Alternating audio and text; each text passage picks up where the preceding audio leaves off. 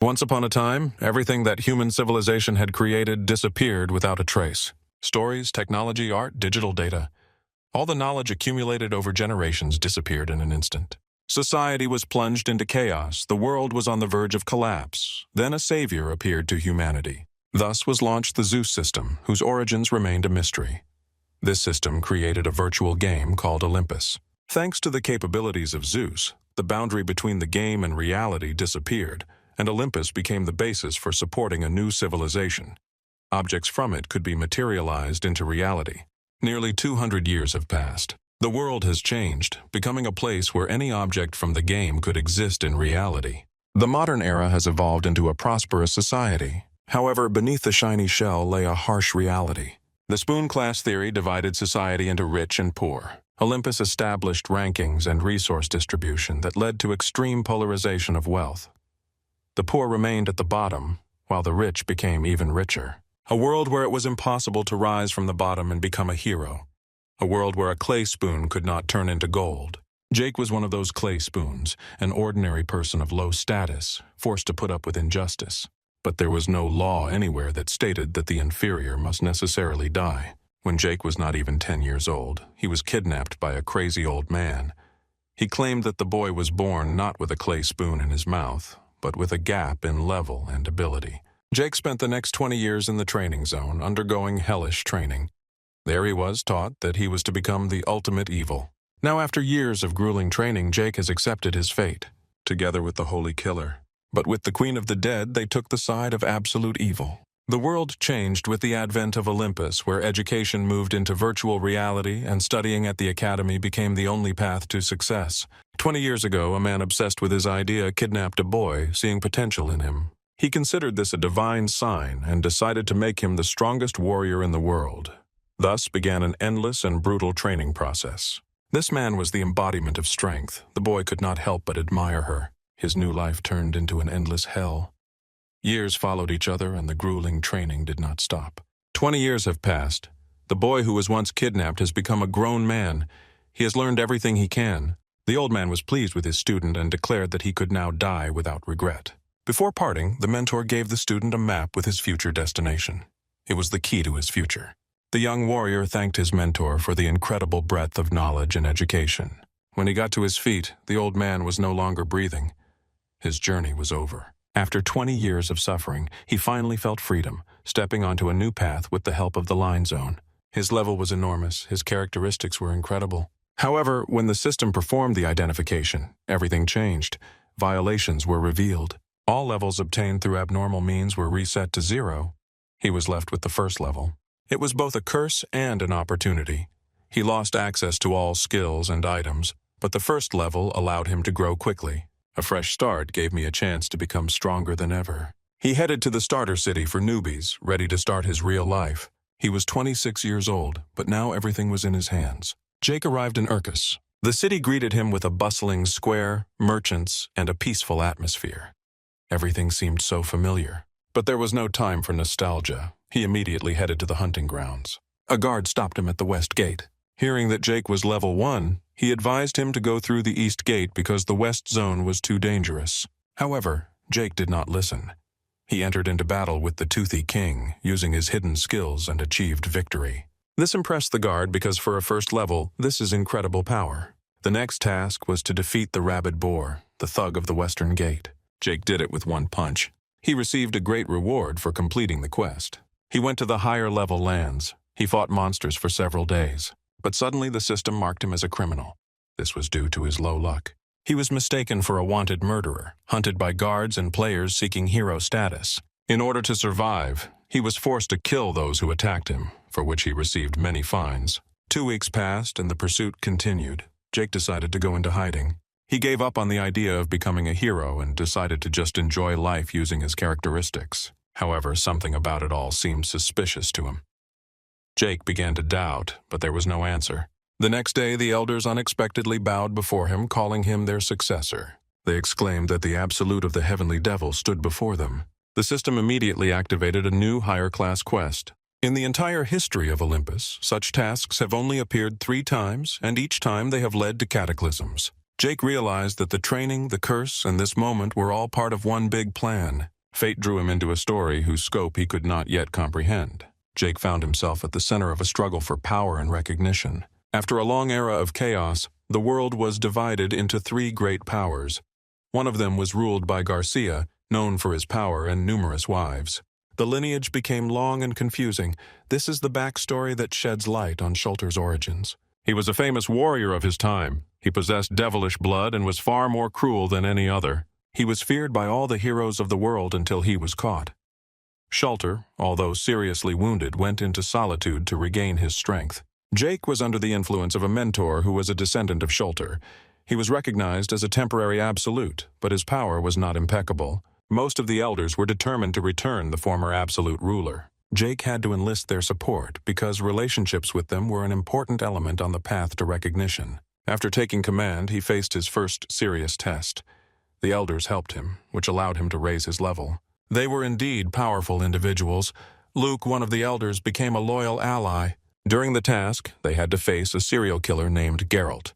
He was armed with twin pistols and was level 40. He was considered strong, but Luke easily defeated him with one swing of his sword, which surprised Jake. As a result, they were able to achieve victory, which brought them huge rewards in the form of gold coins. This was the first step towards restoring the former glory of the Heavenly Devil, a whole world of opportunities, full of threats and privileges.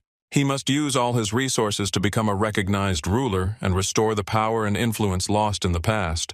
After 2 weeks of persistent battles with monsters, Jake has advanced significantly in level. He had now reached level 13.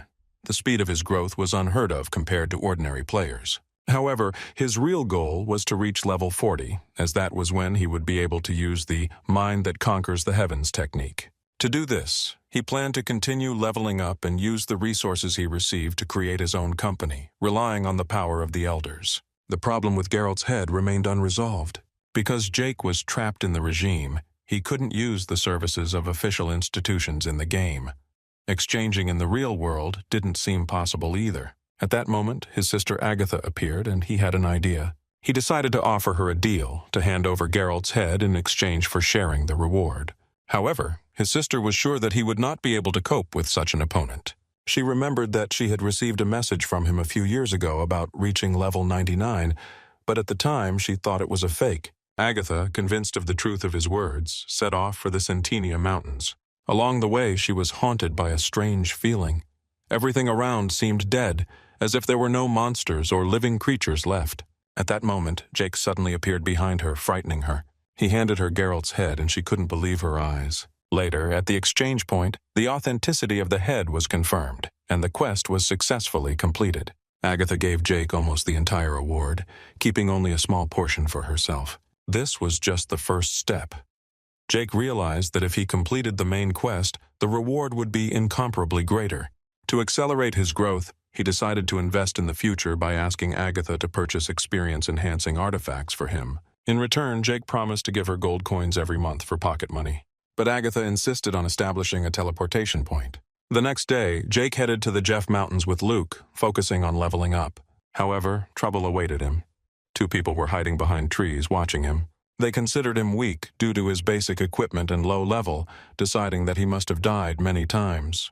Making sure he didn't even notice their presence, they prepared for battle. The system notified Jake of an attempt by external forces to take over his body. Before him stood a priest. He was sure that he only needed to kill one person to elevate himself in the eyes of the other heroes. The attacking team was not going to waste any time. Captain Yun was distracting Jake so that he could not use teleportation while the others prepared for the attack. The system reported the preparation of an anti-magic shot. The enemy's greatsword was level 40th, but its armor was unsuitable for protection. Jake didn't have time to notice how his opponent prepared the spell. This meant that he had started preparing in advance. Jake decided to attack on his own using his fists, as skills were not yet available. The enemy warned his group of the danger. They believed that Jake was using powerful magic and ordered them to retreat. The system recorded changes in status. The killer's aura became darker and the sin intensified. However, the opponents had no intention of continuing the fight. Realizing that they had encountered something they could not handle, they preferred to flee. Their captain, in despair, called on everyone to escape.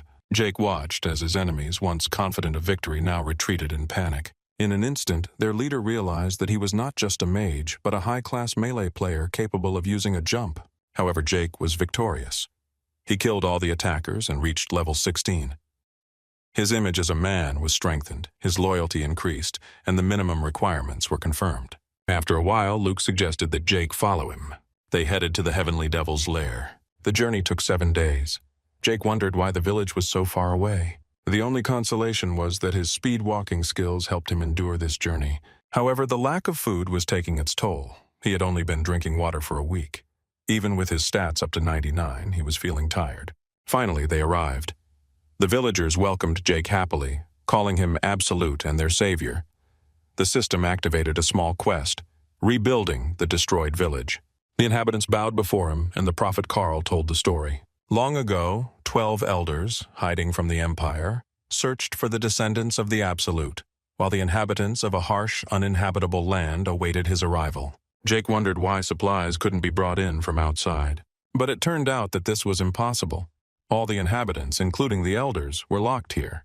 The first task was to feed the people. He asked Luke how long they could last without food, and heard a frightening answer: until midnight.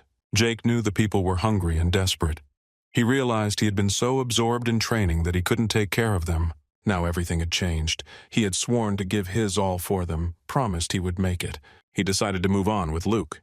While they were outside, they had to clear out all the monsters in their path. If there were mana stones or useful items among the loot, they should have been brought to him. The quest seemed difficult, but Jake was sure that with a little effort, he could handle it. A week after setting off, Jake and the Elder reached the Liprian Mountains. To speed up his return, Jake had prepared everything he needed in advance. A few days ago, he asked Agatha to bring a magic bag and jars of porridge, arranging a meeting in the mountains. As payment, he offered her a blue stone that Luke had found while hunting, allowing himself to keep a portion of its value. In addition, he instructed her to purchase 3 teleporters to shorten the journey. Meanwhile, in the Sky Devil village, Elder Edgar discussed Jake's actions. He expressed his displeasure that Luke had left the village without securing its borders. Having named himself successor, he was expected to live up to that role. However, not all the elders were of the same opinion. When Jake returned, he brought with him a huge amount of easily digestible food, gradually providing the residents with complete nutrition. The residents watched in amazement at what he brought. The system informed him that his closeness with the residents was increasing and their loyalty was strengthening. He realized that in addition to food, housing, and clothing needed to be improved. But for now, the priority was to work on securing necessary supplies. Jake asked the residents to trust him, and the system confirmed Edgar's recognition. For his part, he admitted that he had previously doubted him, but now saw him as a true leader. Edgar received the status of an ideal follower, and their relationship was established as master-servant. Jake has already reached level 19 and has earned stat points. It's time to try out new features and head to the next location.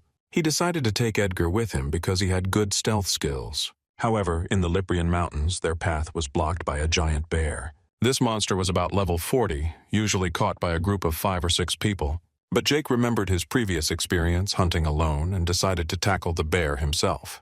The system reported the completion of the hunt, and he received a reward of gold coins. He wondered if the monster was too weak or if he himself had become too strong. Either way, now they could head into the dungeons of Amantium. A few days later, Jake and Edgar arrived at the entrance to the dungeon. There were many traces inside, which was not surprising since this dungeon was located next to the original city. Here, you could earn promotion points for completing levels of appropriate difficulty, which attracted students from academies and instructors affiliated with the Great Union. Jake easily dealt with the giant bear, finishing it off with one blow. He didn't know how strong the Great Union instructors were. Not wanting to attract unnecessary attention, he ordered Edgar to follow him unnoticed. The safe zone of the Amantium dungeon was filled with tension. There was excitement among the students preparing for the sweep. However, something unexpected caught their attention: the presence of a chaosite. One of the students hurried to report this to the instructor. The instructor reacted immediately. He was outraged that someone would dare to go so far, being part of the chaos regime. While Jake hunted monsters on his journey, he noticed a strange pattern. When killing creatures with his own hands, he did not receive any prey. This led him to believe that his negative performance seriously reduced the likelihood of items falling out. Maybe it would have been better to let the elders finish off the monsters to avoid this problem. Meanwhile, the tension between the instructor and Jake was growing. The instructor looked at him with contempt. Everything indicated that he was facing a person who posed no threat. He assumed that this chaos site had come here for easy money, to hunt students, pick up their prey, and resell it. Jake wasn't going to conflict with anyone. His goal was to clear the dungeon, and he didn't want to interfere in the students' affairs. However, the instructor didn't believe a word he said. He decided to eliminate him. However, things soon spiraled out of control. The system announced that the Adamantium dungeon's safe zone had been deactivated due to Jake's presence. The instructor attacked, but Jake easily broke his sword with his bare hands. This caused panic among the students. When the battle began, the situation quickly deteriorated. An instructor was killed and several students were swept away by the shockwave. Panic was mounting, but Jake wasn't going to kill them. He just wanted to continue the sweep. Realizing that fighting him was futile, the students preferred not to interfere. After a while, Jake continued on his way. He soon reached the center of the dungeon, a defensive fortress. It was an important structure that had to be destroyed before he could continue his sweep to the very end. Since he couldn't get any loot from the monsters anyway, he decided to act quickly. The system warned him that destroying the fortress would lead to the monsters' fury and recommended forming a team. The fortress fell with one blow. Jake couldn't believe it. In any case, he didn't dwell on it. The main thing was that everything went smoothly. Now he could finish clearing the dungeon. A little later, other instructors arrived at the scene. They were surprised to find that the defensive fortress had already been destroyed. They couldn't understand how Jake had managed to destroy the fortress so quickly on his own. In addition, there were skeleton monsters left in this place. The system announced that the Adamantium dungeon had been completely cleared.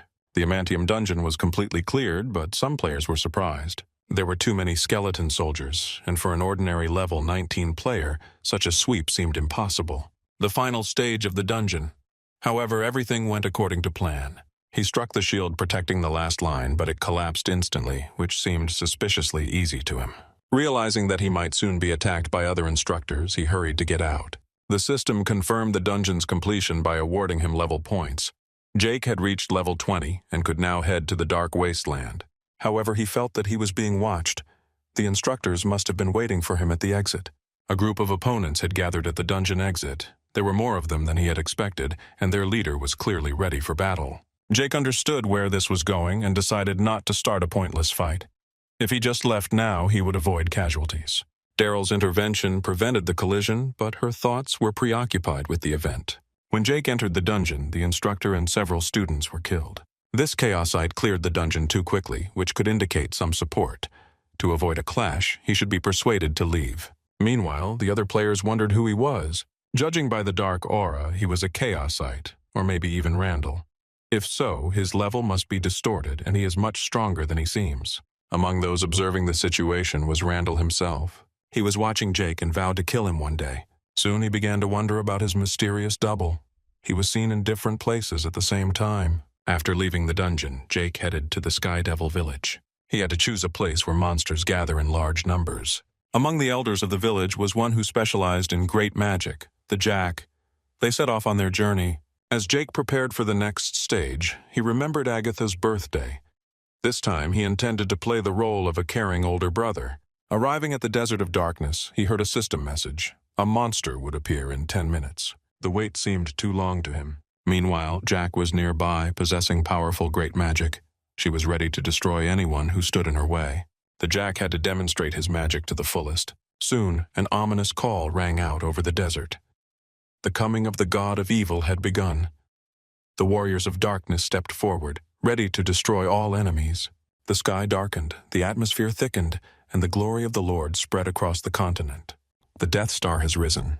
The rise of the Death Star occurred at a time when a Chaos Mode player was raising their notoriety to a certain level. However, Jake, the leader of the Sky Devils, continued to grow in this direction, and the system only confirmed that his charisma and the loyalty of his comrades were increasing. Soon, a new threat arose before him.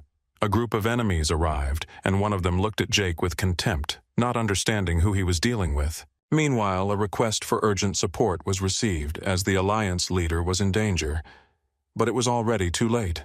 When the situation stabilized, a new obstacle arose. A group of monster bulls. Jake gave his companion a command, instructing her to figure it out. The battle was short-lived. Enemies fell with one blow, and the system recorded victory. Although he was already used to this outcome, he still hoped that at least one of the monsters would be able to survive. The opponents watching this fight couldn't believe their eyes. Jake was using a technique they had never encountered before. The jack skillfully used its capabilities, thanks to which they received the award. They were not happy for long. The Black Bull King appeared on the battlefield. It was a monster that no one had ever encountered before. He clearly outranked the other bulls, indicating his status as the boss of the territory. Jake understood that if this monster could withstand even one of his blows, a valuable pack of blue stones would fall out of it. However, at this moment his companion warned that someone with immense power was approaching. At the moment, Jake was still too weak to engage in battle with the strongest opponents, so he decided not to risk it and retreat. News of the event soon spread. In-game chat, there was discussion of a Chaosite who had single-handedly destroyed all the bulls. Later, the advanced players who arrived after him managed to kill the Black Bull King, and 3 packs of blue stones fell out of it, 30 pieces each. Jake was shocked. He realized that these stones had literally passed right under his nose. Including the cost of maintaining the Sky Devil Village, commission and taxes, he only had 15 million left. The restrictions associated with low levels made life difficult. The only solution was to further increase the level. Meanwhile, in one of the offices, 2 men were discussing the events. One of them noted that this monster, the Black Bull King, was far superior to ordinary opponents. The newspaper wrote that the Chaosite who had caused the massacre in the desert had greatly harmed their allies. It was necessary to increase the number of fighters. The Alliance Director instructed Chuck to gather all possible information about him and show him what happens to those who act alone. 3 weeks later, Jake had leveled up to 29. Luke was worried that the long journey might take a toll on his body, but Jake assured him that everything was fine. He could not afford weakness. His goal was too great. He longed for the day when the whole world would bow before the heavenly devils.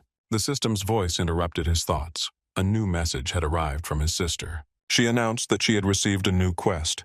This quest was being given out throughout the game world. Its title sounded convincing: Quest of the 7 Holy Thrones. The quest, 7 Holy Thrones, has begun. The message says that only the combined power of all 7 thrones will be able to resist evil. This quest was actively discussed in the game chat. Many assumed that with its appearance, 7 hidden classes would be unlocked, but no one knew who exactly would be able to get them. Jake had been thinking about this too. He didn't know exactly what classes were involved in this quest, but if they were related to the main story of Olympus, they probably possessed incredible power. Agatha wondered if Jake was going to participate in the quest, but he knew that no one would give him that opportunity because he was a troublemaker. His sister, although busy with Alliance tasks, could still try. Jake thought about the future. He wanted to live peacefully, but circumstances forced him to become stronger. He decided to connect to Olympus. This time he went on a hike alone, which greatly frightened the elders. He understood that his movements were already known to the Empire, and therefore it was necessary to act cautiously. Jake left the elders to guard the village, hoping that this would help him gain their approval more quickly and increase his power. After solving the food problem, the next logical step was to improve living conditions. However, the cost of food was so high that nothing else could be afforded for the time being.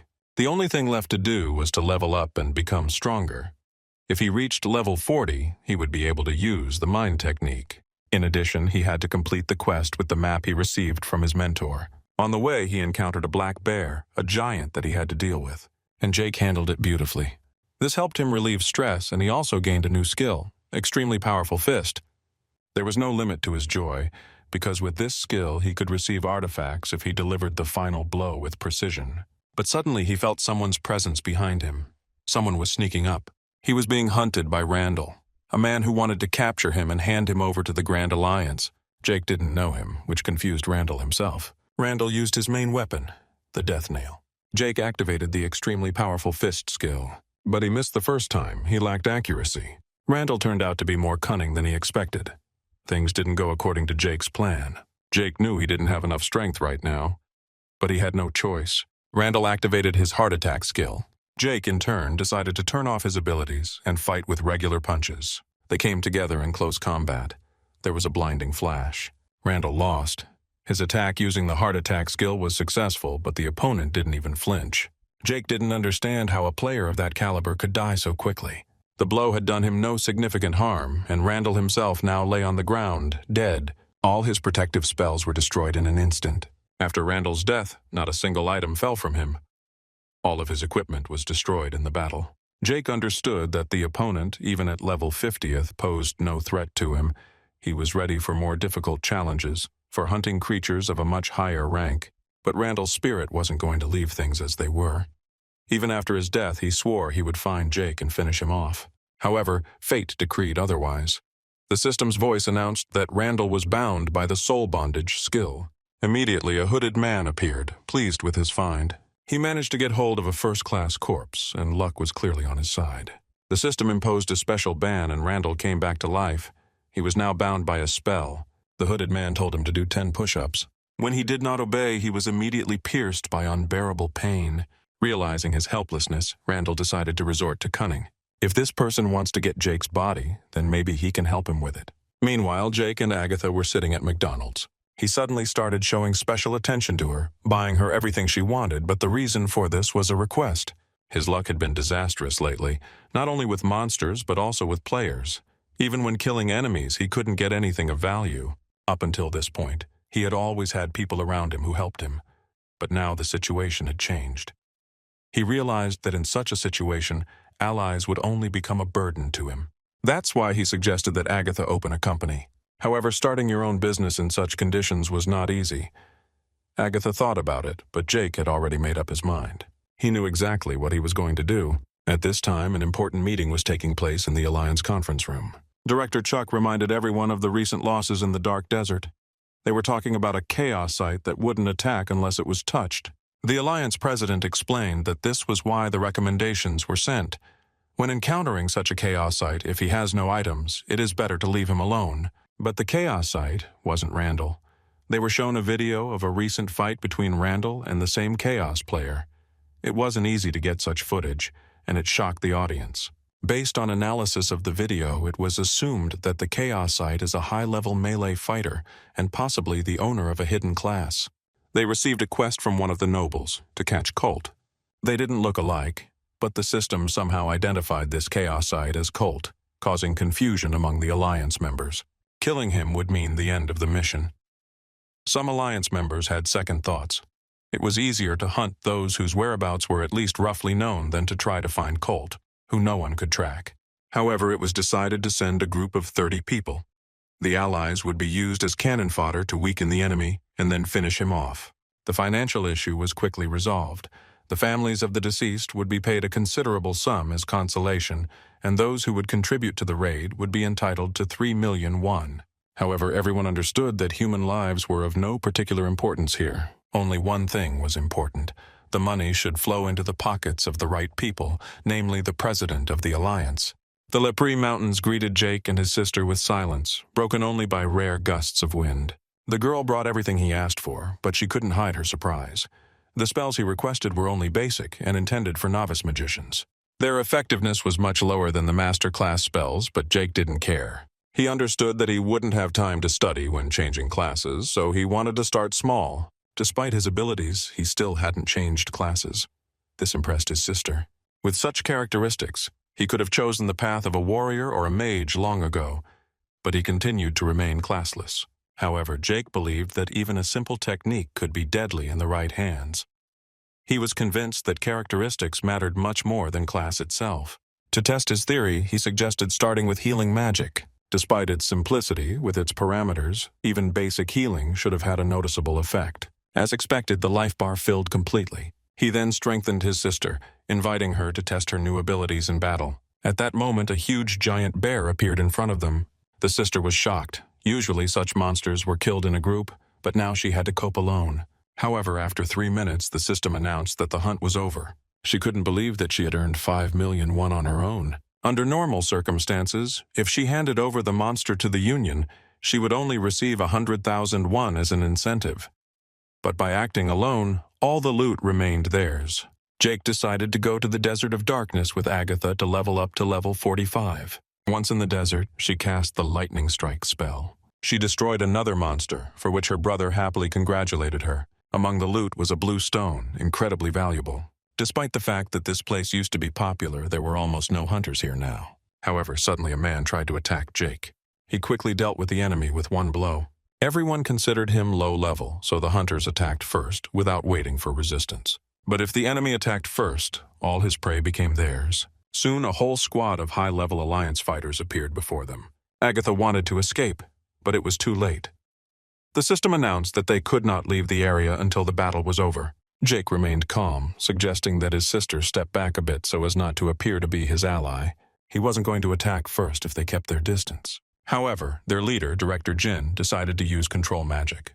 The system notified Jake of an attempt to capture his consciousness, but he successfully resisted. Then the enemies took action. Tankers created a magical breakthrough, and long-range fighters prepared to attack. They thought they could block his magic, but they didn't take into account one thing. Jake had excellent close combat skills. The mages formed a combo attack, hoping to destroy him with basic spells. However, their expectations were shattered. Even though he only used simple magic, his power was beyond limit. In an instant, all the enemies were dead. Even if he was a high-level mage, his control resistance should be higher, but he continued to stand still. Jake decided to use Fireball again, but his cooldown wasn't over yet. He wanted to use this spell several times in a row to finally finish off his enemies. His sister looked at him in fear. She could no longer consider her brother a reasonable person. The system announced that the cooldown for the Fireball skill was now 50 seconds. This annoyed Jake. The long-range fighters were ordered to prepare for a large-scale attack. Jin, one of the participants in the battle, sent an urgent request for support. They needed a tanker of level 30 and above, capable of setting up a protective magical barrier. The message was addressed to Alliance President Johnson himself. It soon became clear that the information they had received earlier was erroneous. This boy turned out to be much more cunning than they had expected. Johnson and his men rushed to his aid, begging to hold him at all costs. The distant fighters launched an attack, taking advantage of the fact that the enemy, in their opinion, was tied up. They acted methodically, not giving him a second to counterattack. However, it soon became clear that Jake was not tied up at all. He instantly used Fireball, causing everyone to retreat in panic. Attempts to block its movement failed. President Johnson then declared that transferring the quest to support had become a priority. Upon learning that participation in it could lead to a promotion, more players immediately joined. Soon, about 200 fighters gathered against Jake.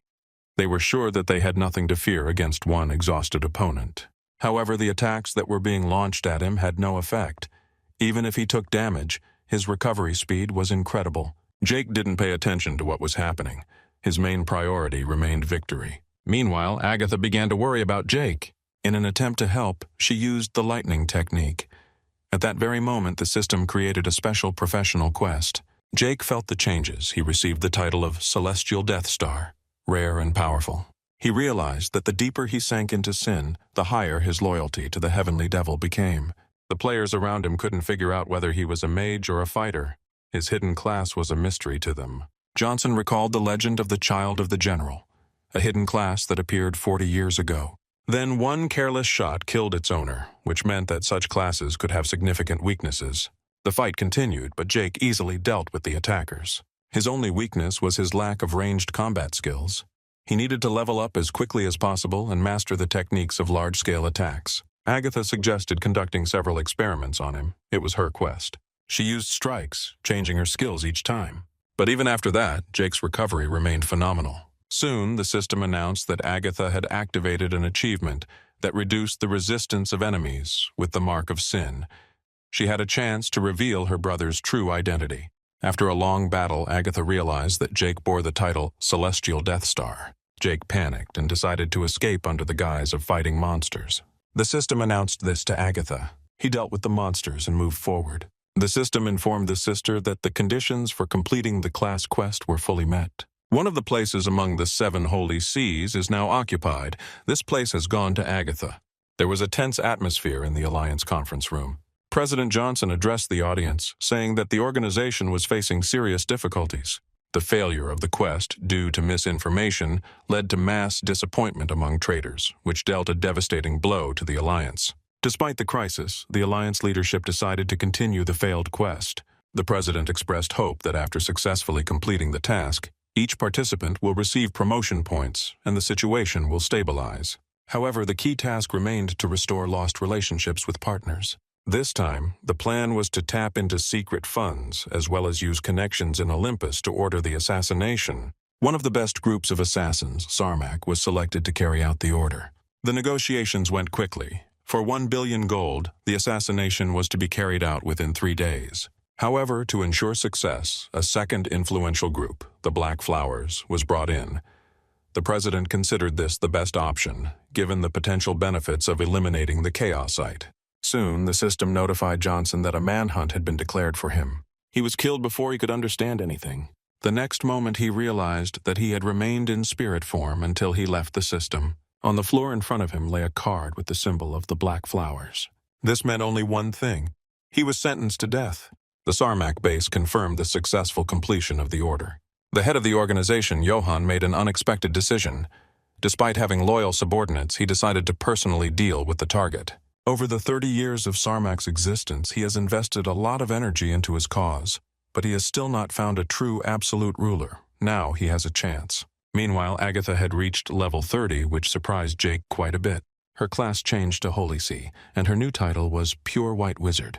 This meant that she became one of the 7 Holy Seas, and her level could increase without having to receive promotion points. She is now recognized as a platinum-level hero, which was a rare achievement. However, Jake guessed that this title had other implications. A few days later in the Lifter dungeon, Jake successfully killed the Black Giant Bear, completing another task. Meanwhile, Agatha was collecting awards. He decided to continue hunting monsters while his sister replenished her supplies of potions and items. It was a good chance to level up. But at that moment, Johann appeared before him. The Sarmak chief stared at him with cold determination. He had come to personally verify whether the Chaosite was the absolute celestial devil he claimed to be. Johann warned that if Jake failed his test, death would await him wherever he went. The system immediately activated a new high-ranking quest about Elder Johann's second attack. Elder Johann's attack. This man, one of the 12 elders of the Heavenly Devil, was a master of surprise attacks and acted secretly, remaining in the shadows. Jake needed to avoid his attack and earn recognition, otherwise the situation could become critical. Striving for the title of absolute ruler, he understood that without the recognition of the elders, his path would be much more difficult. After Agatha's blow to the Holy See, he became increasingly aware of his role in this scenario. Johann watched him carefully, expecting him to raise his weapon. But Jake simply didn't have it. He felt that the elder knew this perfectly well, but still forced him to prove his qualifications. Jake explained the situation by saying that some of the restrictions placed on him would soon be lifted. So far, he had indeed been the embodiment of weakness, but that would change over time. It was only necessary to wait a little, and the true absolute ruler would appear before them. Johann listened carefully to his words. Jake knew that if he didn't take his time, he would simply lose. However, now there was only a little left for him to do. Go outside, destroy a few monsters, and finish accumulating experience points. He left the dungeon, confident that he could handle it in a minute. But the situation turned out differently. There was not a single monster around. Usually, bears and skeletons were everywhere, but now they seemed to have been blown away by the wind. The law of meanness in action. Cursed luck had played a cruel joke on him again. 30 seconds remained. The monsters still hadn't appeared. Johann wouldn't give him extra minutes. Suddenly a whisper came from Agatha. She brought a whole horde of monsters with her. Jake couldn't believe his luck. He instantly rushed into battle. The bear fell under his blows, and the system announced the successful completion of the hunt. Experience points reached the limit. Level increased. Without wasting any time, he activated the skill Mind That Conquers the Heavens. At that moment, a feeling of incredible power permeated his entire body. All of his stats increased dramatically, and his dominance over the Sky Devil intensified. It was as if a step from failure had turned into a leap to absolute power. Johann could not ignore what had happened. The system recognized Jake as absolute evil, a person capable of destroying peace and order. Now he had to walk a bloody path of destruction, challenging the whole world. Realizing what was happening, Johann bowed his knees before Jake, recognizing him as his lord. He sincerely regretted his doubts and swore an oath of allegiance. The quest was successfully completed, but before he could enjoy his victory, he received a message from Agatha.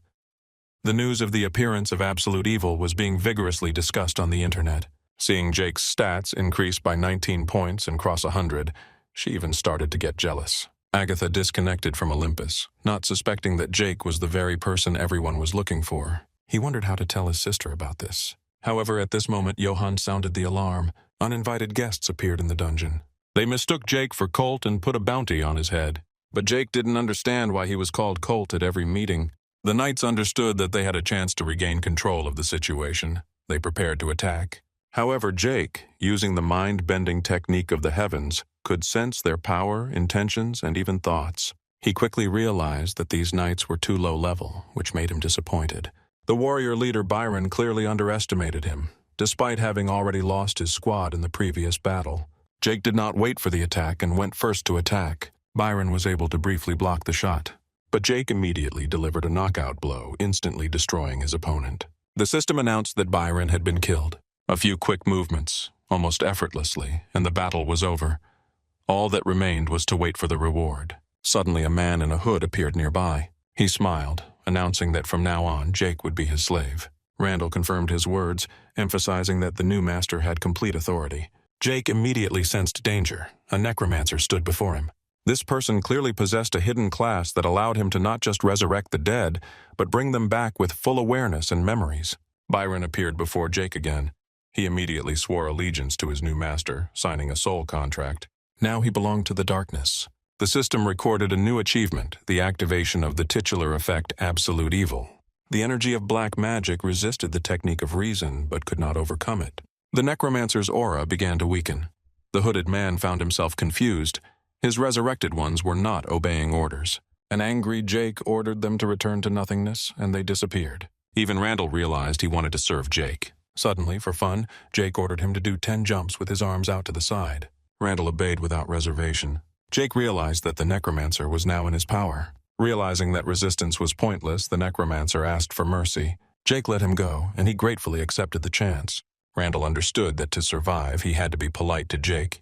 Leaving the virtual space of Olympus, the necromancer realized that he had encountered a force that surpassed everything he knew. However, a woman was hiding under the hood. She was sure Jake was exactly the one her mentor had spoken of, the only ruler destined to conquer this world. Meanwhile, Johann gave Jake valuable information about the Sarmak group. This organization was made up of high-class assassins capable of eliminating even elite knights. It was fiercely competitive, with introductory competitions leading to the death of the weak. In addition, Sarmak had close ties to the government and finances of the empire. Johann also revealed financial secrets. Sarmak's operating fund was 2 billion, and his personal savings were 4 billion. All this was intended for the Absolute Emperor. The system confirmed the successful completion of the quest Johann's Attack. As a reward, Jake received full control of Sarmak and an additional compensation of 6 billion. Understanding the importance of stability, Jake tasked Johann with maintaining the organization's structure. Also, part of the funds was to go towards the development of the village of the Heavenly Devil. Johann, without hesitation, swore to follow his new lord everywhere. Now Jake held the most powerful organization in his hands, and the path was becoming clearer. However, Johann warned him about a third elder who posed an even greater danger. This man never gave warning before an attack and acted with ruthless precision. He headed the Black Flowers organization and was considered a deadly enemy. Meanwhile, Agatha was waiting for her friend Jessica at the cafe. She greeted me and apologized for being late. Agatha listened attentively as Jessica talked about the latest events in her life. Talking to her friend brought Jessica relief. After thanking her for her support, she said goodbye. Upon returning home, Agatha immediately decided to share what she had heard with her brother. Jessica told her about the concept of absolute evil. It turned out that there were classes among the players designed to support it. Jessica had a hidden class of absolute necromancer, designed specifically to aid absolute evil. She decided to reveal this information to her brother because she understood that for him, as the absolute evil, this knowledge could be important. Jake, upon hearing this, tried to deny his true position. But Agatha, who had long suspected the truth, only pretended to be ignorant so that he would confess everything himself. Her suspicions were heightened by the fact that black monsters repeatedly appeared in the places where he appeared, as well as by system messages about the birth of absolute evil and a sharp increase in its characteristics. Moreover, after Agatha attacked Jake, she was granted the seventh throne. Despite knowing the truth, Agatha was wary. If this secret became known, the whole world would become their enemy. The next day, in the mountains, Jake wondered how a necromancer with such a low level could have captured Rendell, who was at level 50th. She, who had left the academy to study necromancy, was only level 14. Agatha suggested that her brother use a mask to hide from the Empire and the Union. She had arranged a meeting for them in advance, to which they came wearing masks. It was important for Jessica to find out how Agatha and Jake met, but it turned out that they were only relatives. Disappointment gripped her when she learned that Agatha had been a saint all along and had been hiding it from her. Jessica received a quest that was supposed to make her the ultimate evil. To prove her point, she took out the scroll her teacher had left her. When Jake saw the map, he was genuinely surprised. The destination was marked on the map, which coincided with what Jake's mentor had told him. In the corner of the map, he noticed a familiar symbol, the sign of the technique he had been taught. This pattern, as the mentor explained, represented himself, the Black Flame. Jake realized that Jessica's power was truly of absolute evil and decided to help her develop her potential. To start, they needed to raise her to level 14. For several days, they hunted monsters, increasing her experience. Jake's protégé, Randall, was responsible for collecting the artifacts, which greatly simplified the process. Jessica had been fighting alone until now, so it was difficult for her to fully control her abilities. Her evil spirits acted in her place in the battles. In the current situation, where the elders could not act freely and attract players, the undead became a powerful trump card, allowing for quantitative warfare. Jessica turned out to be the best possible ally. When Jessica reached level 20, she, not hiding her joy, hugged Jake, expressing her gratitude. Now they could begin the task. Their target was on the continent of Runia. Agatha and Jessica were to travel there via the Imperial teleport.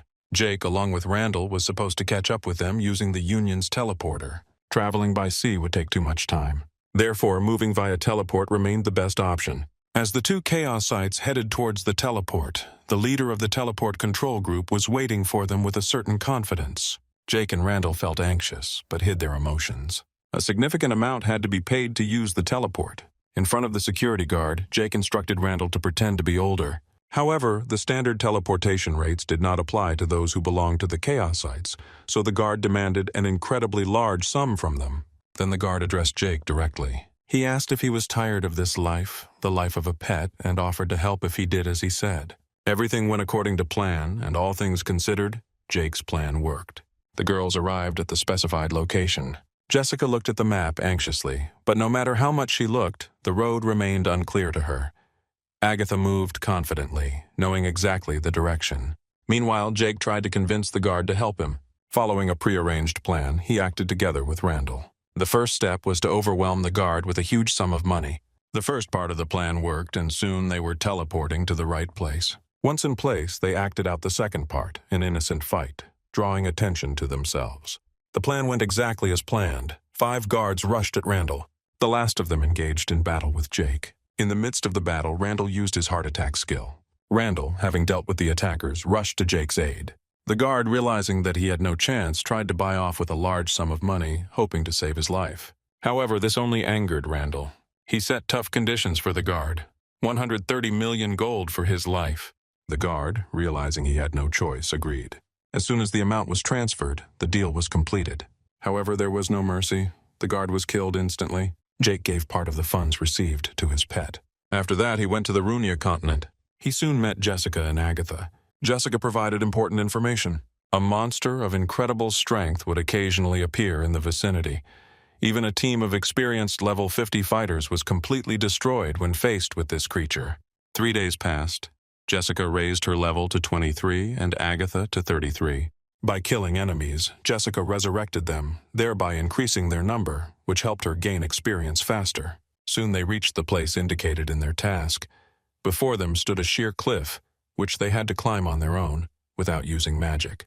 When Jake lifted his head up, he noticed a bird approaching rapidly. This is the cruel Karia, Lord of the Mountains. This giant bird had a unique feature. By eating blue stones, it became stronger. Before Jake could react, Karia grabbed him by the shoulders with her powerful paws and lifted him into the air.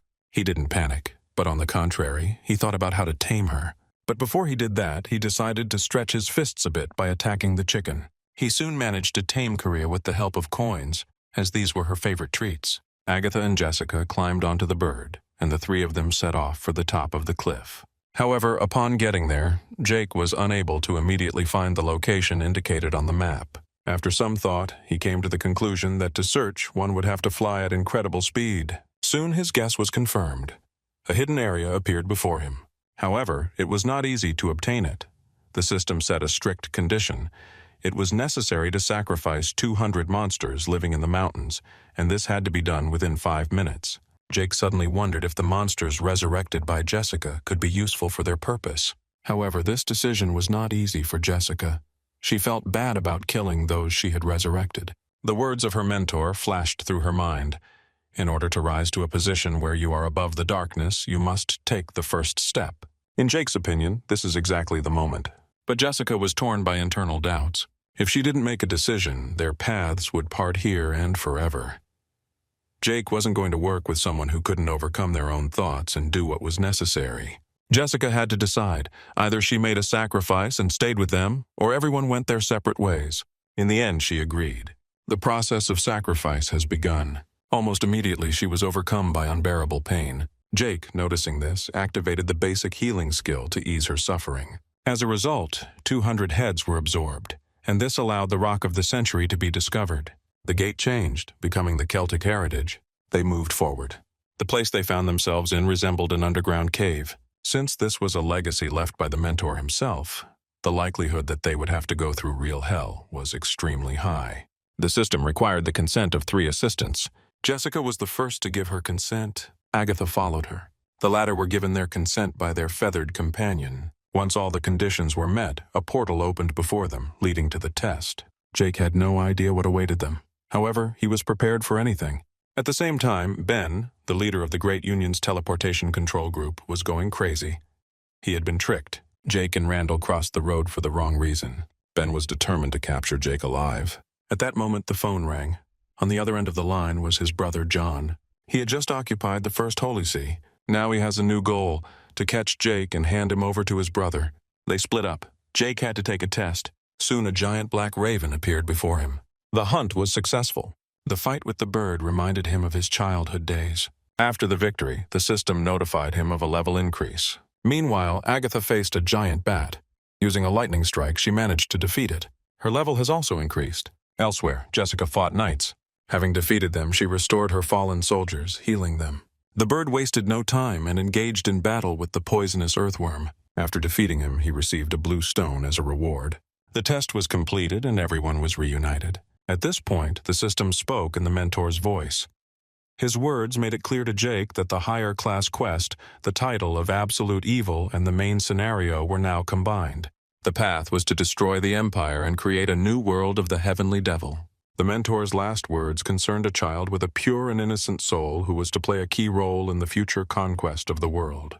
The conditions for passing the test were met, and the reward was impressive, a red stone worth a lot of money. In addition, the rank of the bird has increased. Jake, observing his behavior, assumed it was a male, judging by the way he showed off to the ladies. Soon he also perfected his technique, bringing it to a true technique of the mind that conquers the heavens. At this time, following in Jake's footsteps, John, the First Holy See, arrived.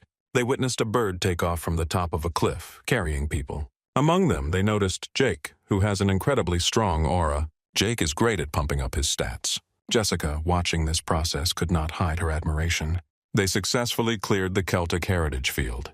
Rising into the air, they left the gorge. Looking down, they noticed that the bounty hunters were already waiting for them. They were still certain that Jake was the same colt they were hunting. John flew up from the crowd of hunters. He flew closer and greeted Jake with joy. The other bounty hunters were shocked by how easily he flew through the air. Cameras immediately began filming the action, capturing every moment. Without wasting time, John activated the flame attack technique. However, his fire only grazed a few feathers of the bird, and without hesitation it rushed forward, attacking John with its claws. A strong blow threw him into the rock. Feeling such power for the first time, he was stunned. Anger gripped John. Without holding back, he used the fiery armor technique, increasing his defense and preparing for a new attack. Jessica and Agatha wanted to intervene, to help Jake, but he made it clear that this was not necessary. Jake realized that John was weakened. His strength was no longer what it had been. Using all his power, Jake activated an extremely powerful punch technique. The forces clashed and John's fiery armor cracked. However, he persevered, not allowing this blow to completely crush him. Jake knew he had to be extra careful with such an opponent.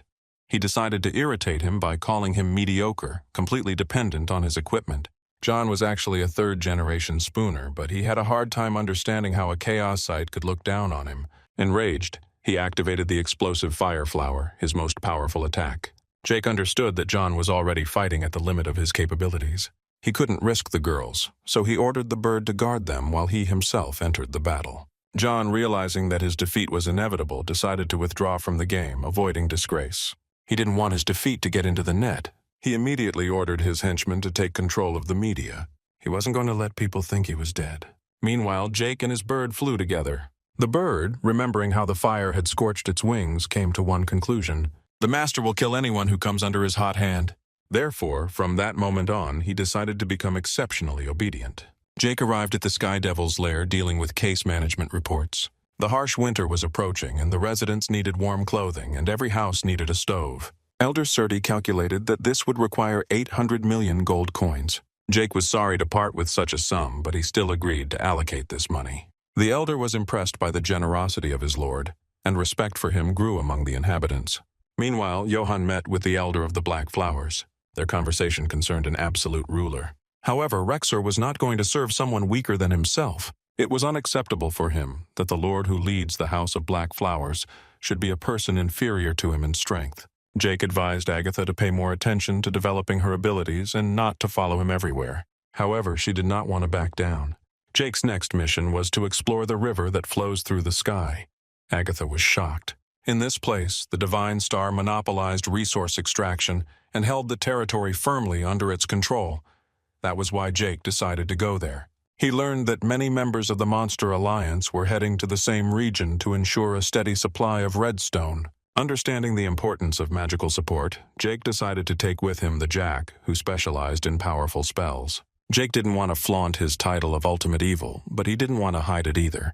He asked the Jack to activate the visibility concealment to avoid unnecessary attention. Randall suggested that Jake become undead to stay with him. Agatha, without hesitation, struck Randall with lightning.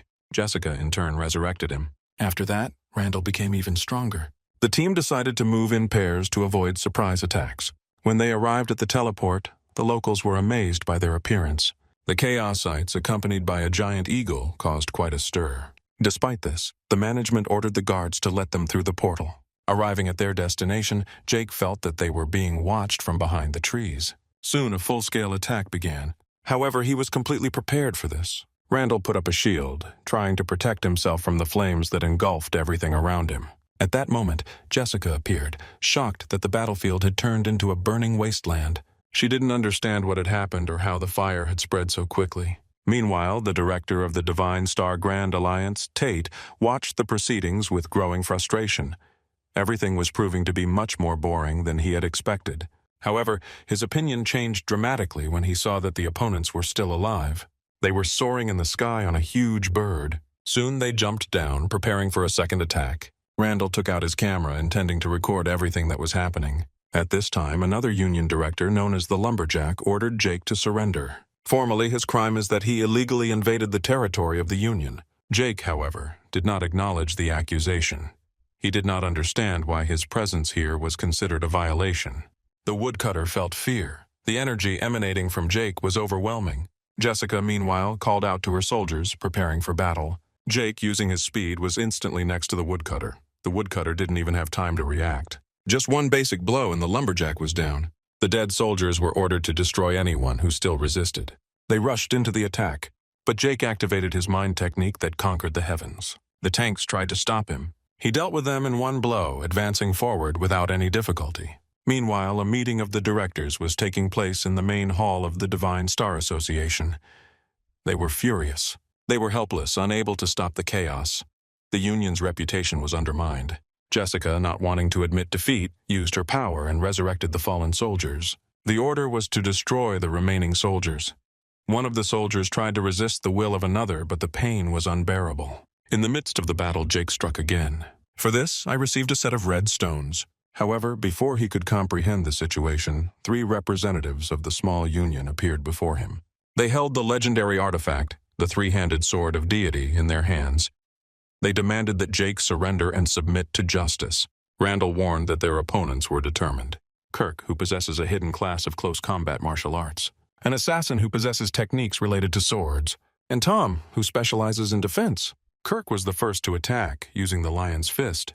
However, Jake stopped his blow with his bare hands, and then with a light movement threw the attacker away. Tom, who was watching this, was shocked. At this point, Trinity tried to lure Jake to their side. However, he made it clear that his goal was to destroy the existing monopoly system. Meanwhile, Renthal continued to film what was happening on camera. Negotiations finally broke down and the battle began. Kirk proved too weak against Jake and was cut into pieces. The bladed assassin realized that attacking Jake was futile and decided to change tactics, directing his attack at the others. His first target was Jessica. However, before he could strike, Johann suddenly appeared. His sword-destroying power slammed into the assassin, instantly destroying him. Panic gripped everyone present. No one could understand why the Sarmak leader suddenly appeared here and started killing everyone in a row.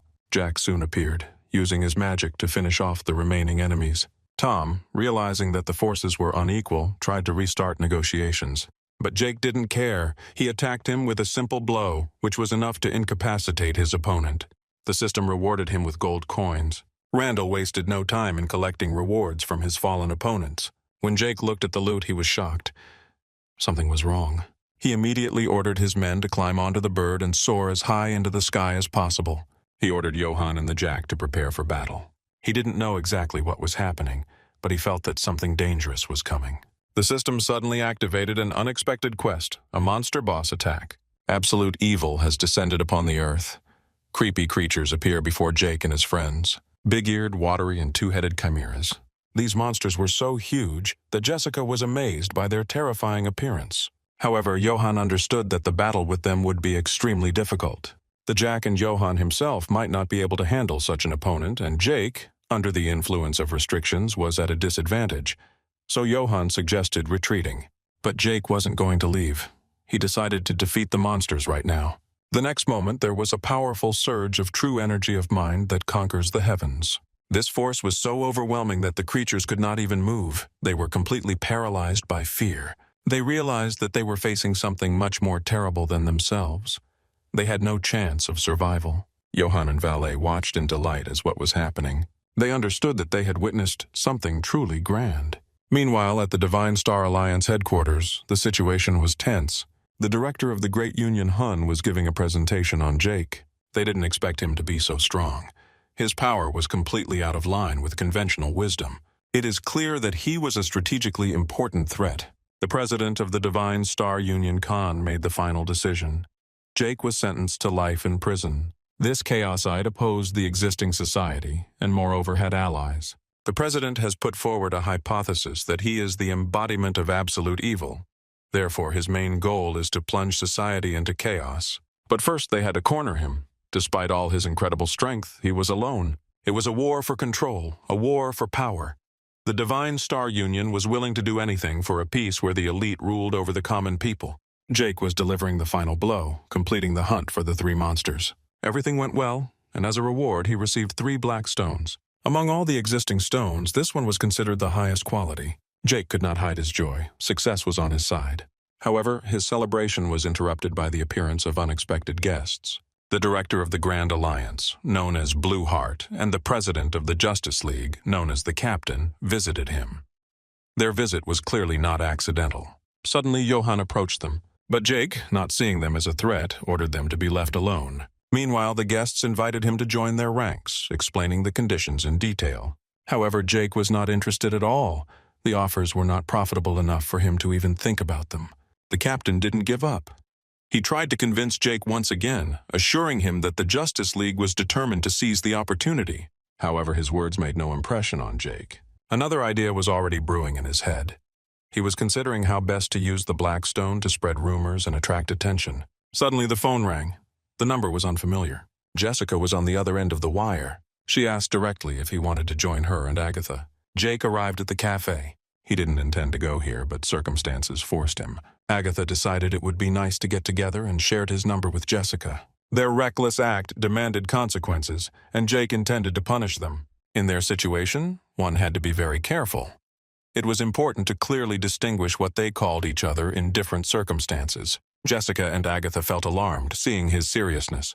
They realized that Jake wasn't just angry. He was trying to convey the importance of their secrecy. After a short conversation, he left the cafe. He had more pressing matters to attend to. Meanwhile, Randall made a list of items and handed it to Jake. He did a great job, and Jake, appreciating his efforts, patted him on the head approvingly. Among the items found was something interesting, a stone that records video. It belonged to a security guard who was willing to pay a large sum to get his bag back. However, Jake felt no sympathy for him. He gave Johann the order to remove the guard. At this time, Ben was thinking about Jake. He acknowledged its power, but he couldn't ignore the fact that he was facing the same chaosite. A man who challenged the whole world.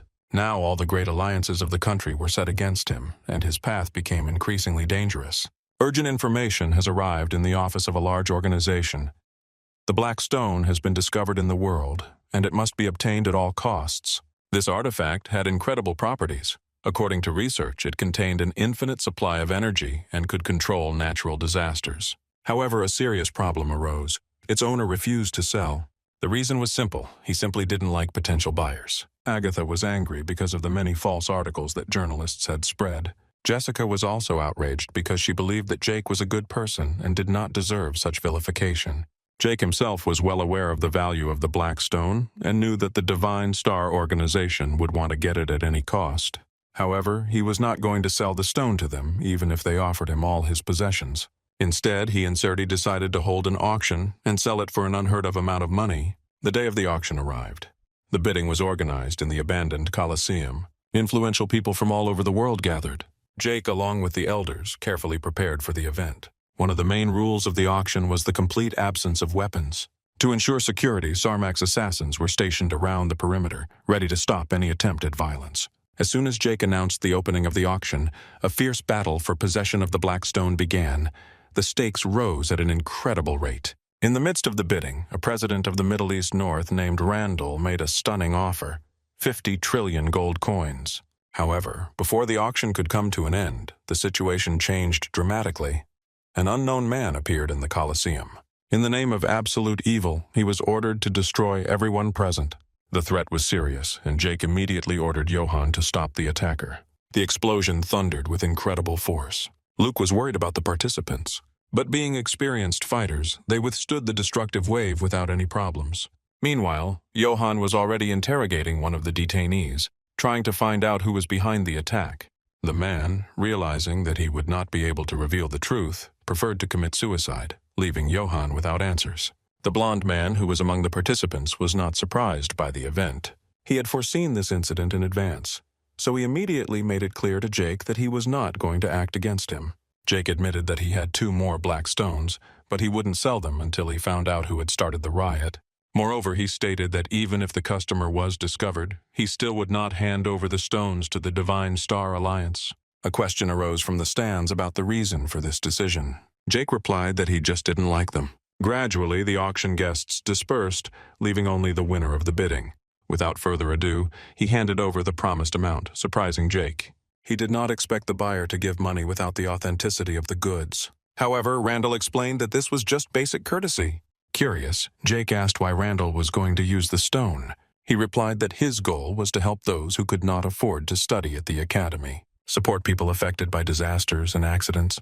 According to him, he strives to help everyone in need, implementing his plan with the help of the stone's infinite energy. Meanwhile, the academy director was amazed that Jake had 3 black stones. He suggested that when he announced the presence of 3, he might actually have many more. The director needed the stone itself to create portals with monsters. Now he was faced with the difficult question of what to do next. The success was obvious. They now had in their hands a sum sufficient to realize any conceived goal. Serdi was pleased with Vladica and wanted to talk to him, but Jake was busy. Suddenly the air thickened and something appeared, radiating a powerful aura. Elder Rexer arrived, one of those who did not recognize the Lord. He directly challenged Jake, challenging him to a duel. This came as a surprise to Jake. Rexer smiled, noticing his expression. The elders, as a rule, looked into the very soul of a person, determining whether he was worthy of his position. But Rexer judged only by strength. This behavior caused outrage among the other elders. His audacity was obvious, but Jake wasn't going to tolerate an argument between them. It was decided that he would receive final recognition only after defeating Rexer. Some, including the Jack and Johann, doubted that the Lord would be able to defeat such a formidable opponent. But Jake was serious. Rexer's speed was incredible. He appeared in a flash behind Jake and attacked. However, Jake stopped his knife with one right hand, which shocked Rexer. He clearly underestimated his opponent. The next moment, Jake threw Rexer to the ground with a powerful throw. The elder was completely defeated. Realizing his arrogance, he began to apologize. From that moment on, Jake decided that Rexer would serve him as a confidant. As a sign of devotion, he hugged his leg, swearing allegiance. After the fight, Jake finally had time to talk to Serdi. She proposed using the amount received from the sale of the Black Stone to organize the transfer of the capital. Everyone was stunned by the proposal to move the capital. The land in the area was depleted, and the lack of social infrastructure made further development extremely costly. However, moving promised less expense and more opportunities. It was proposed to move the capital to the city of Nine, located in a strategically advantageous location. Surti noted that the surrounding mountain ranges will provide natural protection, preventing outside forces from penetrating the settlement. In addition, a huge river flowed nearby, eliminating the risk of drought. She calculated that the initial resettlement budget would be around 10 trillion gold coins. The amount was huge, but in the long run, this step prevented possible invasions and strengthened security. When the project begins to be implemented, an 8th elder will join it, also the 11th elder for greater results. Jake agreed to begin work, and soon the group arrived in the capital of Nine. Since Surti took over the management of the process, Jake had free time, which he decided to devote to his own affairs. He went to check on the reward for defeating Rexer, but an unexpected discovery awaited him.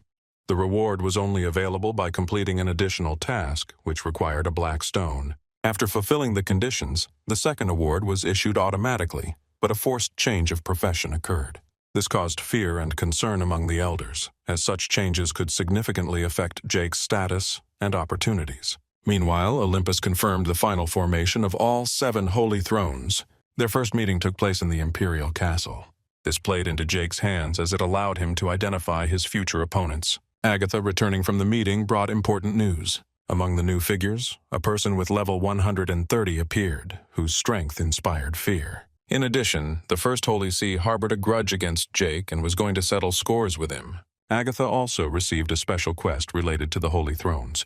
Until the task is completed, she will not be able to directly contact Jake. However, this turned out to be a beneficial circumstance, as her presence in the right place made it easier to gather information. Later, Jake told Agatha that they had important business to attend to. He was going to sign a contract to buy an apartment in her name. Agatha was stunned by this decision. Jake and Agatha went to choose a place to stay. They decided to buy an apartment in one of the most expensive residential complexes, and in a one-time payment, which surprised the seller. The property was registered in Agatha's name, and they arranged to meet with the seller on the day of the move. Agatha was happy, realizing that now she would have her own place to live. After that, Jake connected the entire system to Olympus and headed with the team to the cave. Randall was worried that a huge number of monsters might surround them inside. But Jessica, on the contrary, was sure that being with Jake, she was in no danger. However, this statement made Jake doubt her abilities. There was an entire army of undead behind her, but that didn't convince him of her absolute safety. When they entered the cave, it turned out that there was already a small union inside, led by a leader named Markin. They fought huge ants using fire attacks. After the victory, the leader received a red stone as a reward, but the joy did not last long. His comrades noticed the presence of the Chaosite and his team. They immediately perceived this as a threat. Absolute evil was before them. However, Jake was not aggressive. He was not going to attack first unless the little union started a fight. Soon new ants appeared. The bird Coco, noticing them, immediately rushed to attack. For him, it wasn't just a battle. He found tasty prey. Meanwhile, the monster mistress, Eugene, was having an important conversation with President Kang. He firmly promised to destroy Jake. Eugene had been looking forward to this moment. Having occupied the First Holy See, Jake was able to gain recognition from the sons of the Heavenly Ruler. This made him even more dangerous.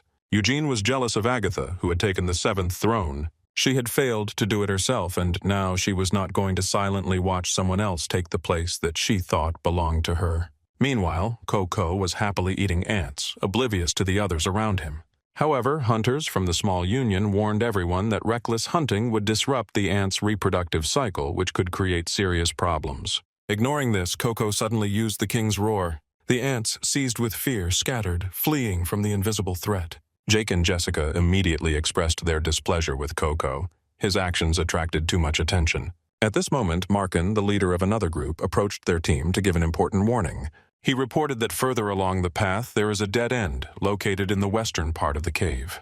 The dungeon itself was divided into 5 zones. Markin, knowing the terrain, understood what dangers lay ahead. Jake, appreciating his knowledge, offered him the role of guide. In exchange, he was willing to split the reward equally. However, Markin refused such an offer, agreeing only to the loot that he could obtain on his own. The 2 teams moved towards a dead end. As they advanced, the leader warned them of the need for preparation. When they saw a new wave of ants, the Coco bird instantly rushed to attack. He activated a new skill, all-encompassing beak. He attacked enemies with incredible force, dealing devastating damage. The battle was over, and for the completed task, the bird received the red stones. Randall immediately began collecting awards, but this caused Coco's clear displeasure. The bird obviously didn't like someone else taking the prey he had worked so hard to catch. After defeating the monsters, a passage suddenly opened. The small union, frightened by possible new dangers, decided not to tempt fate and hurried to leave the dungeon. However, when they came out, an unknown man came out to meet them. Meanwhile, Jake, noticing that Jessica looked exhausted, carefully picked her up. His concern for her was growing. Soon, he gave the command to prepare to use the soul slavery technique. The Space of Evil skill has been activated, allowing the power of evil to unfold to its full potential. Randall was delighted by the incredible energy that spread around him. Jessica also felt this powerful surge. She summoned her undead, creatures of colossal size that exude an aura of death. The undead immediately attacked, using acid volcano against the ant army. Acid streams flooded the battlefield, destroying enemies without a trace. Jake watched with pride, admiring Jessica's skill. At this moment, the Encourage Evil skill activated, recognizing her as an ally of absolute evil. In response, Jessica used the Legion's slavery skill, establishing complete control over her summoned creatures. Jessica ordered the undead to spread fear everywhere, creating an atmosphere of horror and darkness. She wanted to make everything grand and scary, but she couldn't hide her excitement and joy at what was happening. Her emotions prevented her from maintaining a sinister appearance, but the undead continued to follow orders flawlessly. At this time, Randall felt alienated. He was ignored, as if he were superfluous in this grand battle. No one paid attention to him, and he involuntarily began to feel an emptiness inside. Moving forward, they discovered a hidden passage leading to an unexplored part of the dungeon. As the group entered, Jessica suddenly froze, frightened by the unknown. She instinctively reached out to take Jake's hand, but he rejected her gesture. Instead, he suggested that Randall take her hand, which completely impressed Jessica. She was embarrassed and immediately refused, deciding to go on her own. Advancing deeper, Jake used a light spell, instantly illuminating the darkness around him. Rays of light penetrated the farthest corners of the cave, revealing a terrifying sight before them. Suddenly, a huge snake appeared before them, a twin of her cactus. The creature exuded an oppressive fear. The snake didn't even try to block Coco's attacks. Her indifference to the attacks infuriated Coco. Jake noticed this and decided to protect his pet, realizing that the enemy was much more dangerous than it seemed. Before he could react, the snake opened its mouth in a flash and swallowed him whole. At that moment, Randall was frozen with fear. However, a moment later, a powerful explosive blast rang out from inside the snake. A flash of magical energy illuminated the space. Easily tearing the creature's mouth open from the inside, Jake climbed out. Randall looked at him with surprise and fear. The hunt was successfully completed, and as a reward they received a snake scale. Jessica sincerely thanked him for his protection. Deep down, she wanted to tell him that she felt warm and peaceful in his arms, but she knew he would take her words differently than she intended. Meanwhile, Randall hastily collected the bounty, extracting valuable scales from the bodies of the slain creatures. After finishing the fight, the group decided to take a short break. Jake took the opportunity and exited the game. When he emerged into the real world, he noticed that his sister, Agatha, was sitting in the room with a tear-stained face. He immediately realized that something serious had happened and decided to find out the reason for her tears. It turned out that she was humiliated at the meeting of the Holy Seas. She was called a worthless worm without roots, emphasizing that she was simply lucky to occupy one of the 7 seats, and now she must silently obey orders. Jake was furious. No one had the right to treat his sister like that. He tried to calm her down, gently stroking her head, but he promised to deal with it. After that, he reconnected to the game. Almost immediately, he was warned that someone important was looking for him. It was the union leader. He reported that they had a conversation with President Khan. The president expressed extreme dissatisfaction with the fact that the small union sided with someone who was sentenced to life in prison. As a result, they were forbidden from hunting in the dungeons belonging to the Divine Star. The union was forced to disintegrate, and now the leader was left alone. It was clear from the conversation that Khan considered himself a representative of the aristocracy and looked down on others. However, Jake saw this as a situation that could be exploited. He suggested to the alliance leader that they join forces and defend the dungeon together. Moreover, he noted that Markin could be used for political purposes. After some thought, the leader agreed, understanding the danger but not wanting to miss such an opportunity. Meanwhile, in the cave, Coco activated a large-scale bite. Randall started collecting awards. At this point, the system announced that a new passage had been found. However, the double of Hirkaktu appeared on their way again. The Union leader was shocked to see such a powerful enemy. Jake immediately attacked and landed a critical hit, easily dispatching the enemy. The hunt was successfully completed. The Union leader was stunned, realizing that even if Jake were attacked by all the Holy Thrones at once, he would still emerge victorious. At the same time, President Khan was summoned for a serious conversation. Director Hong was surprised to learn that his grandson had destroyed the small Union. He noted that such situations required policy adjustments. In the future, Kang should first try to negotiate and only then resort to extreme measures. In parallel, one of Khan's subordinates conducted an investigation. He found that some people had purchased real estate for amounts exceeding their official incomes. Among them was Agatha. It was assumed that she bought the house with money earned thanks to the seventh throne. Although there was no precise information, the investigation was conducted with the aim of uncovering absolute evil. However, he was struck by a subordinate's suggestion. Instead of destroying the seventh throne, he could hire him to work. They could make him a subordinate of the Divine Star, thereby increasing the organization's influence on the international stage. This idea seemed very promising to the president. The team arrived at the southern part of the cave, known as the Impenetrable Cliff. The place was gloomy and dangerous, and its depth reached 70 meters. The leader warned Jake to look carefully under his feet, because the road could suddenly end. In the past, the Divine Star Alliance attempted to explore this region, but their entire squad was wiped out. Jake ordered Coco to prepare to descend to the foot of the cliff. He thanked Markin, thanks to whom he managed to find the right path. Then the whole team began to carefully descend into the gorge. Jessica expressed her desire to fight alongside Jake. He allowed it, which made her infinitely happy. The gorge was shrouded in pitch darkness, and visibility was practically zero. To fix this, Jake created a light source. A bright flash proved fatal for Randall. Losing his balance, he fell down. I fell straight into the mouth of a huge snake. The system instantly announced that Pet Randall was dead. Jessica immediately set about apprehending the snake's double. She summoned her undead, which greatly surprised Markin. He couldn't understand how she managed to turn all the monsters that inhabited this place into evil spirits. In addition, her creatures looked much stronger and larger than usual. Until this moment, he had never heard of a necromancer of such power. Meanwhile, the unique skill of the Cave Queen Ants was activated. She ordered her soldiers to attack the snake. Soon, the hunt was successfully completed. The system gave the team time to rest, and they decided to meet in a day. Before parting ways, Jessica hopefully turned to Jake for praise. Upon receiving it, she instantly blushed. Suddenly, Khan appeared before the team. He came with a proposal for Jake. He didn't even listen to him and immediately attacked. Khan didn't have time to realize what had happened before he was killed. Sviatosha fell, not even having time to defend himself. He fiercely swore that he would certainly execute Jake for this act. After dealing with the freak who harmed his sister, Jake felt relieved. Upon learning of this, Agatha did not understand why he killed him so quickly, without letting him feel all the pain and agony. Jake realized what she said and decided he would do it differently next time. Agatha was in the process of completing a quest. When she announced that she would miss one of the meetings due to moving, it caused general contempt among her surroundings. Jake decided to deal with the situation. He promised that he would record all their shady dealings on video and publish it so that their reputation would be ruined. After moving, their family felt happy. Their parents were proud of them because harmony finally reigned in their home.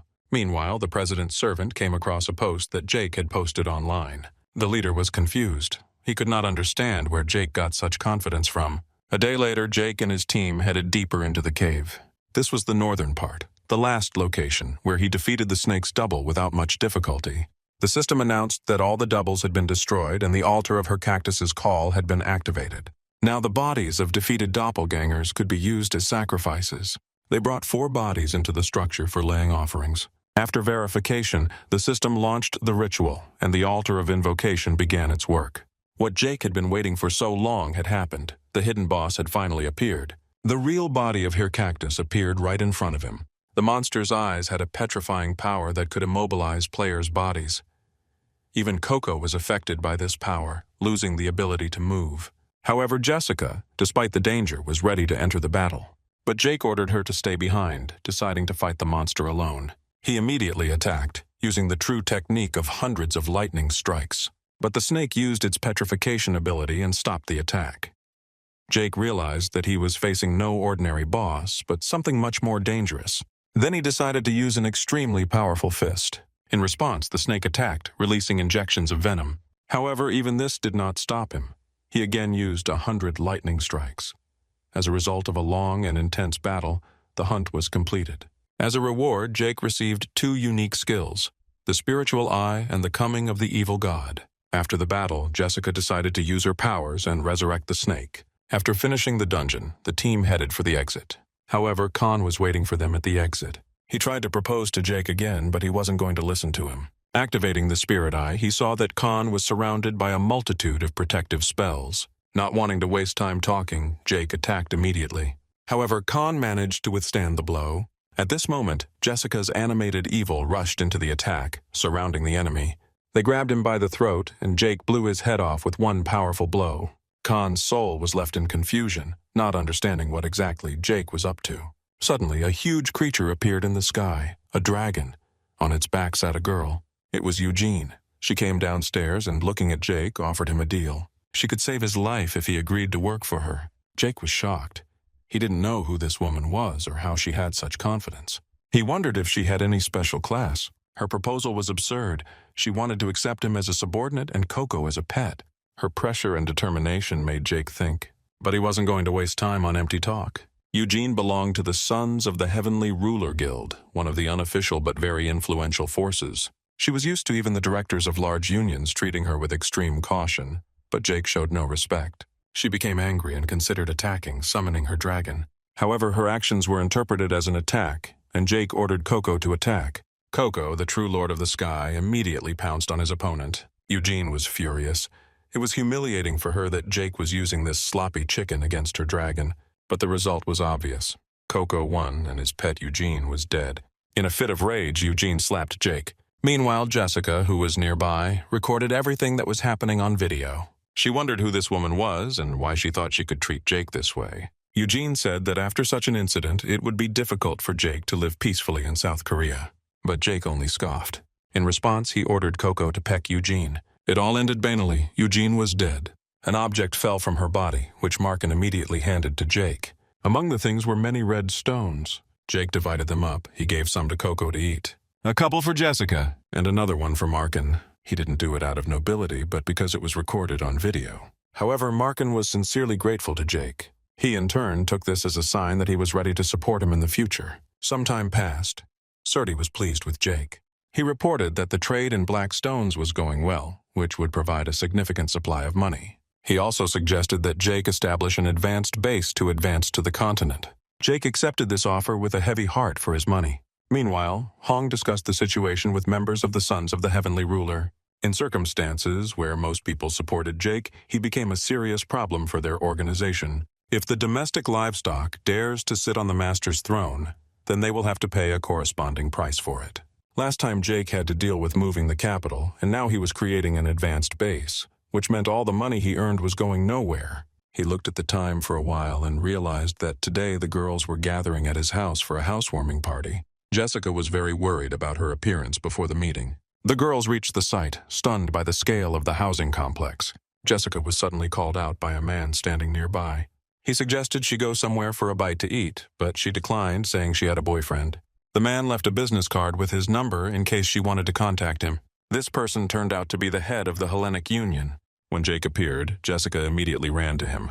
At the housewarming party, the girls actively discussed the situation, suspecting that Agatha was trying to set Jessica up with Jake. This caused a serious commotion. As a result, Jessica decided not to communicate with them anymore. In turn, Jake didn't want her to talk too much about him. Randall arrived shortly after. Remembering the plan, since Jake was a chaosite, he entrusted all external operations to Markin. From that moment on, their organization began to conduct full-fledged active activities. The first steps were to create an advanced base on the continent. The land purchase agreement went smoothly, as everything was legally completed correctly. Upon learning of this, the Divine Star Alliance immediately decided to destroy the new base, posting about it on the Olympus website. However, the reaction of other major unions was more restrained. Rumors that Jake had 2 more black stones probably played a role. In addition to the elders of Sarmak and the Black Flowers, he also had Jessica at his disposal, who has an overwhelming advantage in large-scale battles. Therefore, he had nothing to worry about. Jake instructed Randall to declare war on society. Right now, they should give the Divine Star Alliance and Ellen a death sentence and attack first. Meanwhile, the man who had earlier invited Jessica to dinner continued to think about her. She was completely to his taste, but because she already had a boyfriend, she rejected him. He didn't understand what she found in Jake. There was nothing special about him on the outside. However, he was confident that if he acted cautiously and gradually got closer to her, he would eventually achieve his goal. At that moment, he received a phone call informing him that absolute evil had declared war.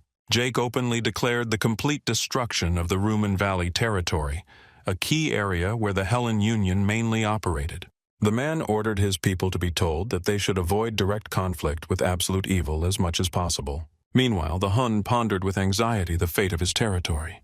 He was acutely aware that they desperately needed Karma's support, but Karma coolly declared that those who sat on the holy thrones would not participate in the coming battle. Hong relied on the power of the divine star, sincerely believing that it would certainly deliver a harsh and merciless sentence to the Chaosite. However, Khan insightfully understood Karma's true intentions.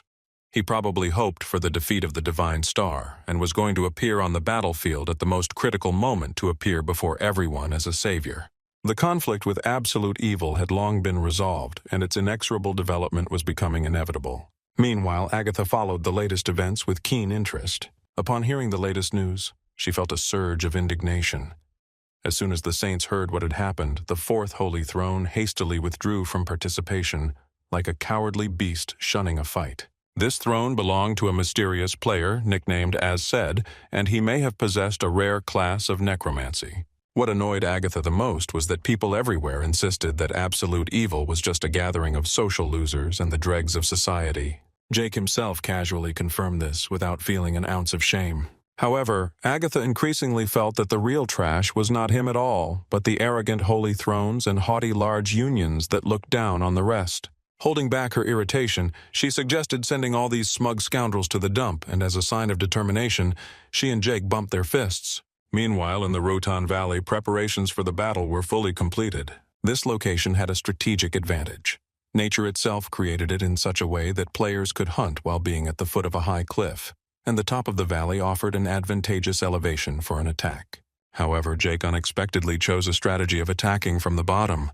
He knew exactly where the minefield was located and warned Randall about the dangerous areas in advance. Those preparing for defense probably thought he would launch an attack from the air, flying in on his trusty Coco, but he, as always, preferred to take his unpredictable path. When Jake spoke into the loudspeaker, his voice came out flat and cool. He had no personal hatred for his enemies, but he made the decision without hesitation to destroy all the full-time employees of the Divine Star. At the same time, he understood perfectly well that among those present there could be mobilized fighters forced to fight against their will. Therefore, he suggested that those who did not want to participate in the battle raise their left hand.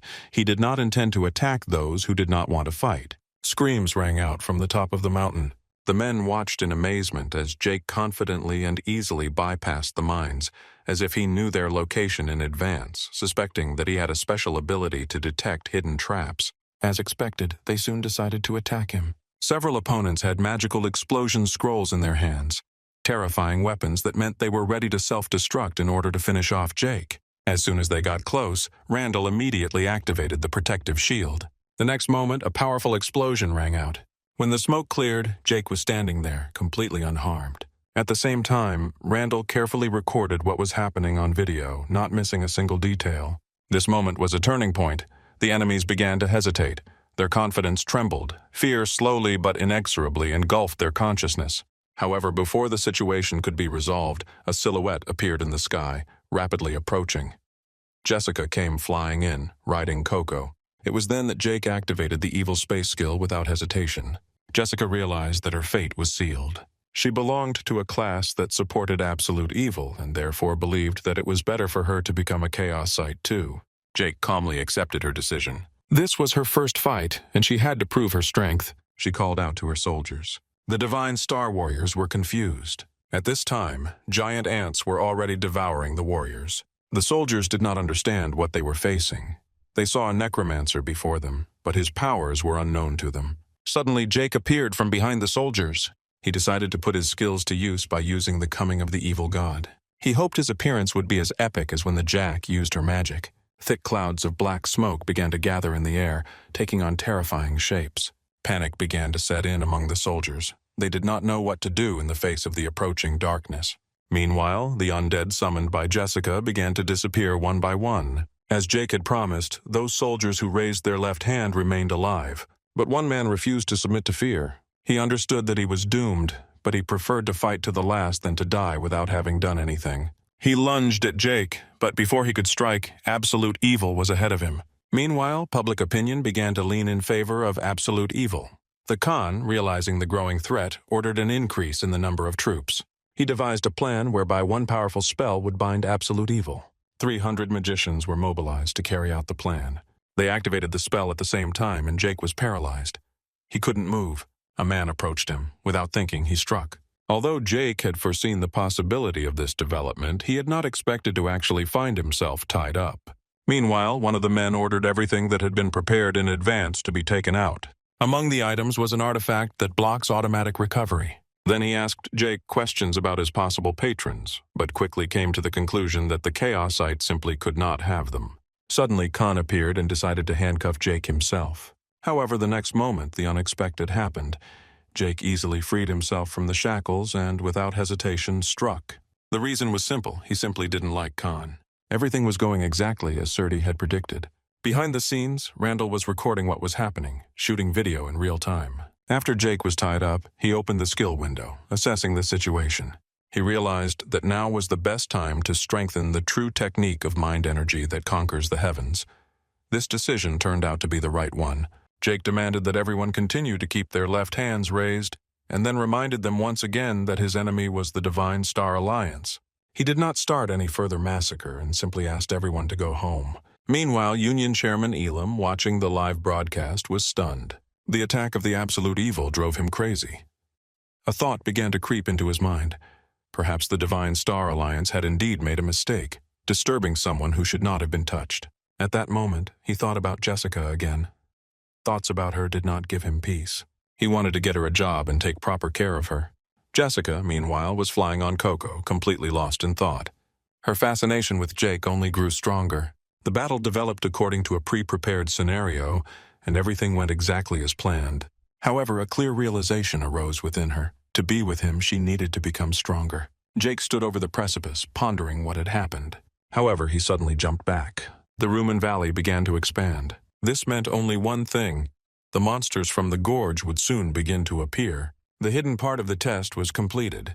2 new bosses have appeared in the depths of the dungeon, the Double Digger and the Black Armadillo. Jake had expected this. He knew that absolute evil had a special compatibility with monsters if they were created under certain conditions. He decided to use an intimidating effect. I immediately noticed how the monsters began to tremble with fear. His group, who were following Jake, just laughed, not taking the situation seriously. However, he turned on his spiritual eye and saw that the monsters had no intention of attacking. This interested him. Touching one of them, he felt that the monster was not feeling aggression, but rather confusion. Jake calmed him down, making it clear that he wasn't going to attack. The monster, pleased with this attitude, began to feel sympathy for him. Now Jake's status was properly recorded. Meanwhile, a group of warriors, watching the monsters on video, mistakenly decided that they were weak. They rushed into the attack, not realizing they had made a fatal mistake. As a result of the chaotic battle, the warriors began to die one by one, having underestimated the threat. At the same time, it was February in Khan's office. His irritation grew until Eugene entered the room. She saw everything that happened and was outraged that the person occupying the Holy See was unable to show himself in a worthy manner. Her words hurt Khan, and hatred boiled within him. He swore that one day he would crush her mercilessly when the opportunity arose. Meanwhile, Jake continued to mercilessly beat the members of the Divine Star Union. In the midst of the battle, he received a whisper, a message from Chan. Chan admired his actions and decided to reach out to offer help. Chan explained that currently all media outlets are under the control of large unions. However, he was a journalist and wanted to shed light on the truth. He asked permission to help Jake, offering to create a video that would show him in the right light. Jake thought it was a good idea. Together, they edited a video that emphasized that absolute evil had defeated the monster bosses. In addition, it took the initiative in distributing awards among the players. This material became a sensation and was shown in the conference room of the Divine Star Union. After watching the video, they could not remain indifferent. Soon a decision was made. Hun declared war on absolute evil. The army of the Great Union emerged in the territory of absolute evil. Everything was going exactly according to Jake's plan, and he gladly accepted this challenge. Although the elders were nearby, it was too risky to use them in battle, so he decided to deal with the enemy on his own. Jake knew that the Union was completely unprepared for this clash, and he intended to show them the difference in strength. Agatha raised the question of what he would do if something went wrong. However, Jake was confident in his abilities and reminded him that he had another hidden military camp.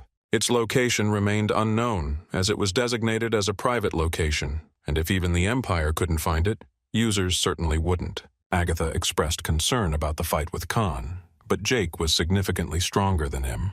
He was counting on one seemingly useless skill, which, however, could play a decisive role. Meanwhile, the Holy Thrones were running around like crazy, and Agatha wanted Jake to give them a hard time.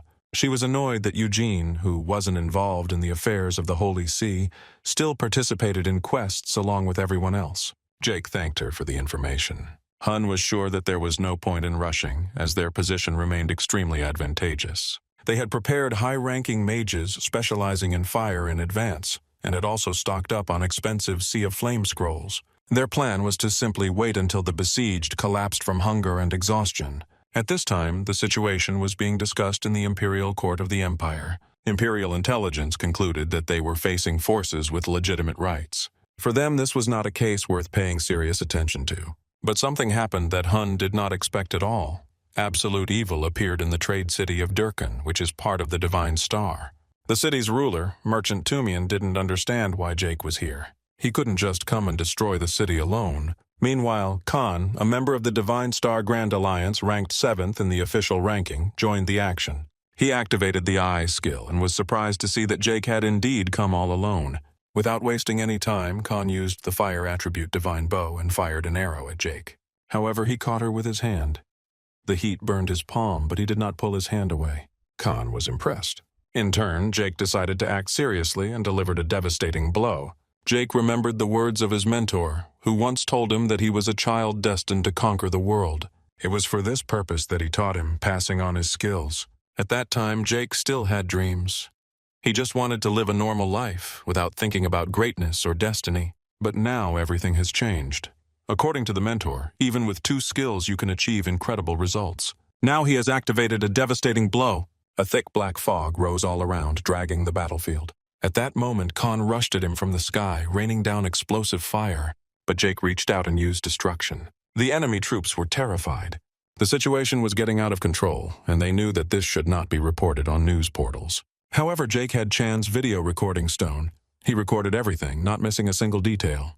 The live broadcast was in real time, allowing the whole world to see what was really happening. Cam, watching what was happening, was impressed by Jake's skills. He quickly ordered a retreat. The fortress wall was collapsing, and it was too dangerous to stay here. Taking advantage of this moment, Jake penetrated the fortress. The enemy army received orders to stop him at all costs. Meanwhile, the allied forces of the Hellenes arrived. Hong could not have imagined that the abilities of absolute evil could reach so far. Realizing the seriousness of the situation, he ordered the gate to be breached and the fief crystal to be found. However, something was wrong. Inside the fortress, there was a strange, almost ominous silence. No one was protecting the fiefdom crystal.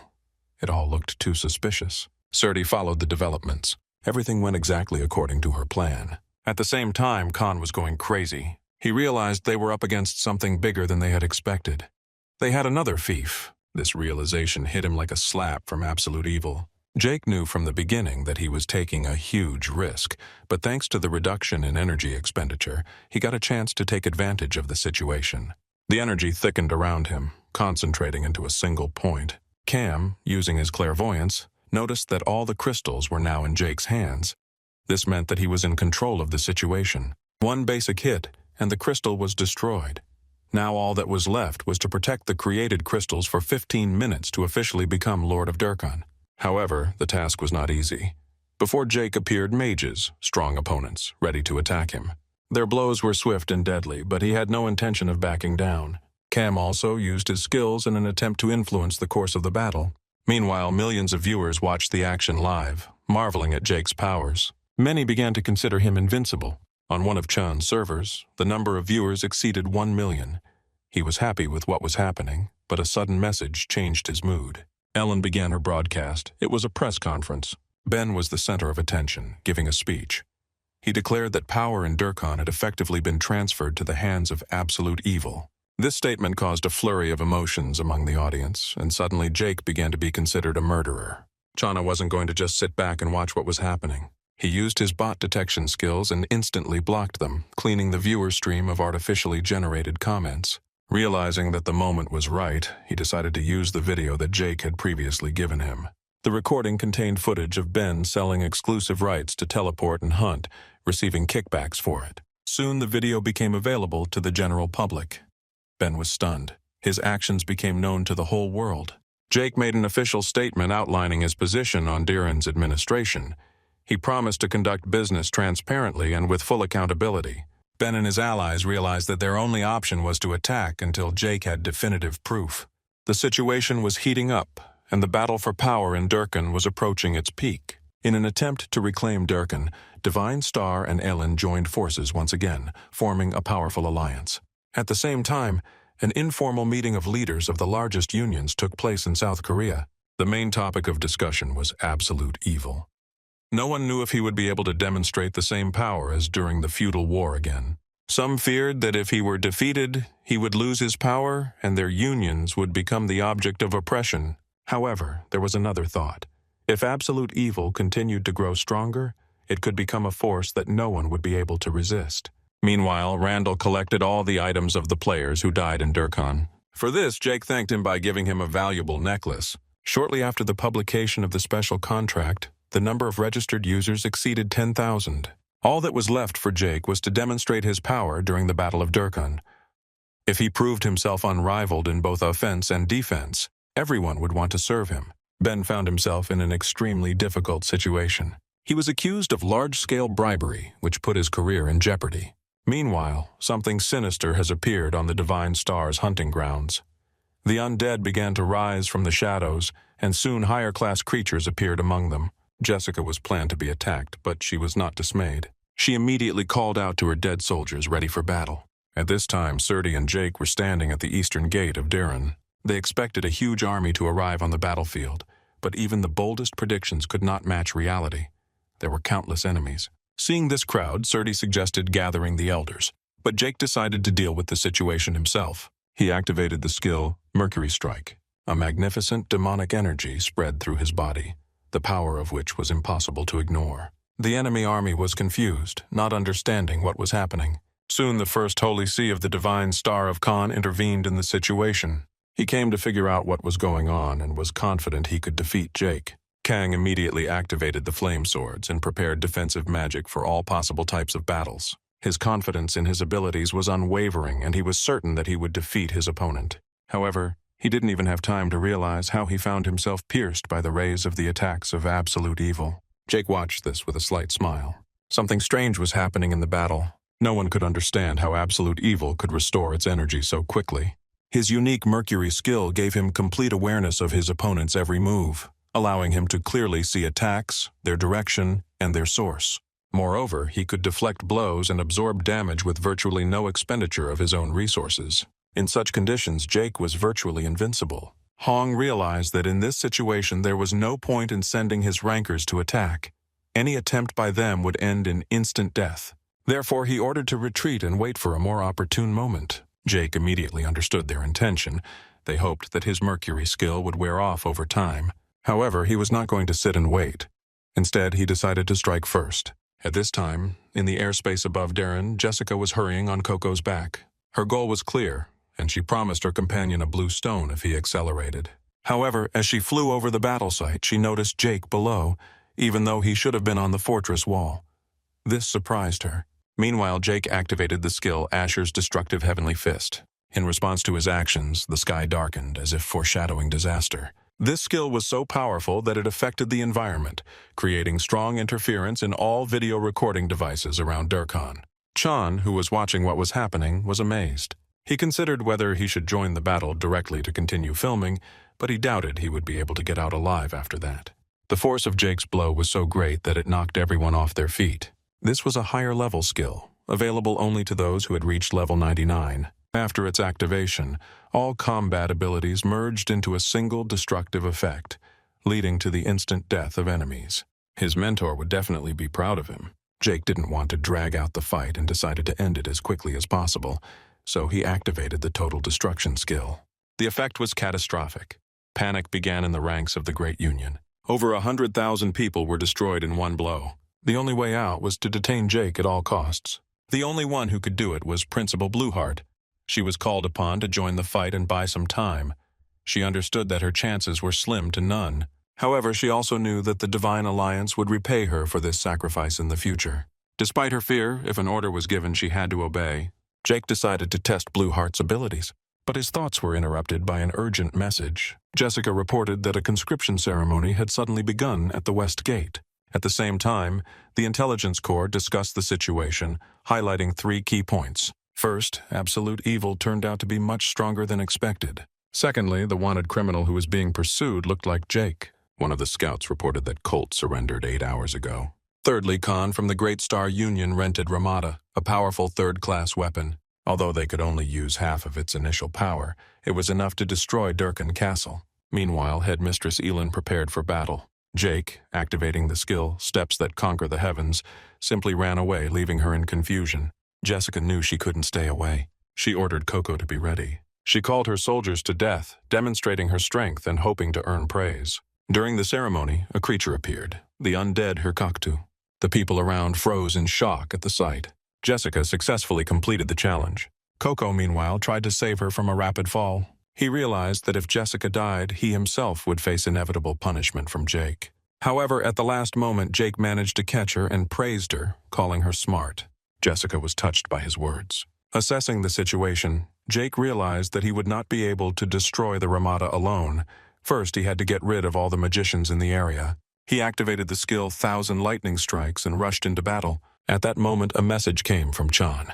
He said that he was on the eastern fortress wall. He warned that Director Elin was giving an urgent interview in front of the East Gate. She contemptuously called him a cowardly murderer, claiming that he preferred to run away as soon as he felt threatened. But at the moment when she was sure of his escape, he suddenly appeared in front of her, swiftly attacking. Realizing the seriousness of the situation, she ordered everyone to retreat immediately. Their plan involving Ramada had failed, which meant one thing. The president of the Grand Union was forced to move on to the final stage of the strategy. Now her task was to buy some time at any cost. However, things didn't go as she had hoped. Jake destroyed the 5th-place ranker with one blow. It was so easy and quick that it seemed almost insignificant. Then he activated the Spiritual Eye skill, which allows him to see hidden energy flows. In the rear, he noticed a colossal concentration of magical power. This meant that the enemies were preparing something big. He didn't hesitate and began hunting down the rankers. He warned that if he was not disturbed, no one would die. However, Khan, realizing that the situation was getting out of control, ordered an immediate stop to it by deploying tanks. Meanwhile, the 3rd most powerful ranker, Grand Mage Lamian, prepared to attack. She commanded 300 mages and was about to use a powerful binding spell. All that was needed was to place the magical shackles on him at the right moment. Before that, she used the level calculation skill to estimate the enemy's strength. Her calculations showed that Jake's level was only 70. This strengthened her confidence. She activated the magic circle, trapping him. She intended for him to be completely immobilized, but something went wrong. In an instant, Jake was right in front of her. The spell didn't work. Lamian froze in confusion. All her calculations had turned out to be wrong. She didn't take into account that Jake's stats were much higher than a normal player of his level. Without giving her time to realize, he delivered a knockout blow. Lamian was defeated. The Divine Alliance tried to intervene, but Jake, without hesitation, used total annihilation. This led to catastrophic consequences. Khan watched what was happening with deep devastation. The situation began to go beyond battles. A war for public opinion broke out. He ordered the immediate control of all media outlets to prevent the spread of unwanted information. However, his servant soon reported disturbing news. A video of the fight of absolute evil appeared on the internet. It was a private YouTube channel that was rapidly gaining popularity. The recording was made from the fortress wall using a regular handheld camera. The news enraged the Khan. He immediately ordered the identity of the author to be ascertained and action to be taken. Meanwhile, Johann gave Jake another disturbing piece of information. The Divine Alliance had begun tracking Chan, which meant that assassins might be involved. The situation was becoming increasingly dangerous. Realizing the possible consequences, Jake decided not to take any chances and turned to President Randall for support. Randall had long sought to strike a deal with South Korea, but all his attempts had invariably failed. The major alliances deliberately obstructed any contracts, prohibiting any cooperation. South Korea, a country without pronounced social classes, resisted a system in which large unions declared themselves the nobility and ruled the people. Randall hated such power and therefore saw Jake as an ally. He decided to support him without any conditions. This surprised Jake, but he had no reason to refuse. The destruction of the great alliances coincided with Randall's goals. This news caused a storm of discussion on the internet, turning everything upside down. At this time, Surdy was busy processing documents. It was decided to make gradual information releases to study people's reactions, slowly revealing the truth to them. When Agatha read the news, she couldn't believe her eyes, wondering if she was even asleep. Jessica was also confused, not understanding what was happening to her. Soon, 3 serious crimes committed by the Divine Star organization were made public. The first is that pension payments to Empire players were intercepted through a separate fund. Second, while completing quests, players were intentionally put in situations where their characters could be deleted, and then their funds were appropriated. Third, gold coins stolen from pension and social funds were transferred to Eugene's accounts. Agatha and Jessica were stunned. Jessica didn't like Eugene. Agatha now wanted to help in some way. Meanwhile, Jake continued his attack on the port city of Marin, inflicting devastating blows on it. He waged a feudal war against the Divine Star, capturing 1 or 2 fiefdoms per day. Each time, Surdy analyzed the documents she received, extracting the necessary information from them. Jake was impressed by her efficiency. It seemed that Surdy was a real workaholic. At the same time, Hong and Kong discussed the current situation. They faced a serious problem, the absolute evil, as they saw Jake had made a massive plan. Using his power, he not only conquered new territories, but also obtained more and more data. Now Randall has joined him.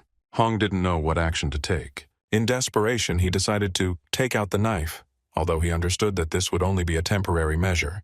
The next day, news of what was happening reached the members of the Divine Star. Part of their territory was captured. And wherever absolute evil set foot, black monsters of high complexity began to appear. Meanwhile, Agatha burst into Jake's room. She reported that she had reached level 70 and gained a new skill, cleaning. Agatha arrived in the Desert of Darkness, where an eerie silence reigned. Since the black monsters appeared, this place has become deserted, and fear has settled in the hearts of people. She decided to change the situation by using the purification skill.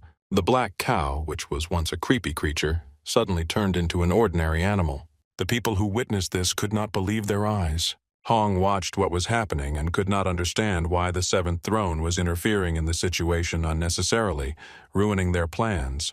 Khan, analyzing the situation, assumed that Agatha had gained some strength and was now arrogant. He suggested trying to recruit her and take her under control, but this idea was rejected. The status of the new celebrities depended on their origin, and therefore such intervention could lead to unpredictable consequences. Meanwhile, Agatha proudly boasted to Jake that she had managed to clear 2 hunting grounds. He praised her for her efforts, which pleased her. Jessica was also glowing with happiness, which did not go unnoticed. Jake was interested in her good mood. Jessica explained that recently, public opinion on the internet about absolute evil has been improving. This was the result of Surdy's carefully thought-out plan, which began to bear fruit. After a successful battle during the siege of the fortress, the number of players increased significantly, but now there was a new task, expanding the territory. The problem was that Jake could not rule all the captured lands on his own. The solution to the problem lay in finding reliable military personnel capable of taking on some of the responsibility. Suddenly, Markin burst into the room. He brought the Welfare Fund's ledger, which contained information about the mysterious person occupying the Holy See. The personal details of this person remained unknown. However, it was said that at the time of the Foundation's creation, it was funded by influential organizations, Divine Star and Elin. Markin felt that he had stumbled upon an important thread that could shed light on the hidden mechanisms of power. Jake thought about it. At first, he assumed the fund was set up to simply steal Divine Star's pension money, but it soon became apparent that it had a much broader impact. The fund was financed by the Great Union and played an important role in the power structure, directly influencing its mechanisms. Agatha moved closer and asked what Jake was doing. In response, he asked how her affairs as the Holy See were progressing. Her news was truly shocking. Eugene was a disciple of the Fourth Throne. Jake began to mentally piece together the pieces of this complex puzzle. realizing that the situation was becoming even more confusing and dangerous. Characters in this world could be deleted forever, losing everything they had. For some players, this became a tragic reality. Encounters with special monsters capable of erasing their existence without warning meant a complete reset. They lost all their equipment, items, and had to start over from level 1. Many players sacrificed themselves to discover the nature of these monsters and their abilities. However, once their character was removed, such people had no chance of re-entering the academy or gaining independence. The only refuge for them was the Union of Absolute Evil. Here they could register as local residents and receive support until they achieved economic independence, a period limited to 10 years. When information about this union spread online, many users were skeptical. However, Jake confidently stated that providing this level of support is possible solely through taxes collected from Durkan. At this point, he was able to maintain this system on his own. His statement provoked a violent reaction. Countless people rushed to Durkan, and their number quickly grew to 1 million. Now Jake had to rule over many fiefdoms at the same time. However, the residents present became the basis for a future army capable of defending the territory. The problem of the shortage of troops, which had long troubled him, was finally solved. In addition, a mechanism for stable management of the 10 fiefdoms was created, which allowed Jake to find temporary respite. Taking advantage of this moment, he decided to visit Naan. He had grown and changed a lot in recent times. At the same time, a new quest was activated, the Great Lord. The quest was for Jake to become the owner of 300 fiefdoms with a population of 3 million in 60 days. It was an incredibly difficult task. In comparison, the Divine Star had been striving for this result for 150 years, and he was being asked to achieve it in a short time. If he failed, would he be able to maintain his absolute evil class? Suddenly he remembered Jessica. This surprised him, but looking at the situation as a whole, he realized its usefulness. She proved to be a valuable ally. Now he had no time to think. From this day on, he had to act even faster to complete the task at hand. Meanwhile, the president of the Third Great Union, Zhang, returned from his annual vacation. What he saw surprised him. No one had ever made close contact with absolute evil before. The allies hesitated, but Zhang made a decision. They should actively support Jake and work together with him. This was an extremely risky move. Absolute evil was gaining strength, continuing to bear enormous responsibility on its shoulders, implementing its plan alone. In Chan's eyes, he was not a villain, but a hero. If the Alliance follows him and supports him, they will have a chance to block the influence of the new nobility and create a better Republic of Korea. He decided to take full responsibility and become the captain of this movement. Now the older generation had to prepare for the meeting of a new era. Jake began working with the Great Union of New Zealand, the only major organization whose leader was of humble origins. Despite this, he couldn't fully trust him. The union leader introduced Jake to his granddaughter, a girl named Ju, a master of the warp. She promised to actively support absolute evil, which surprised Jake. As a hidden class player, she did not participate in battles directly, but used her warp abilities. Jake did not expect that such a valuable ally could end up in the ranks of the Grand Alliance, but thanks to her, his plans became easier to realize. When the grandfather and granddaughter learned the purpose of his quest, they were shocked. However, once Jake had their support, it was time to take decisive action. The first target of the attack was Taurus Fortress, which is under the control of the Divine Star. Its walls were protected by magical weapons of the 5th rank, dragoons using water magic. Jake planned to strike here, setting off on an expedition with Ju. Jessica watched what was happening, not knowing what to do. Ju turned out to be beautiful, competent, and mature, and Jessica feared that she would take her place. However, Jake, noticing her anxiety, calmed her down with a light touch on her head. Then they set off. Meanwhile, Lamian, preparing to defend the fortress, ordered all warriors to supply their magical weapons with mana. The 5th-rank defensive dragoons were activated. Soon, the player Absolute Evil appeared.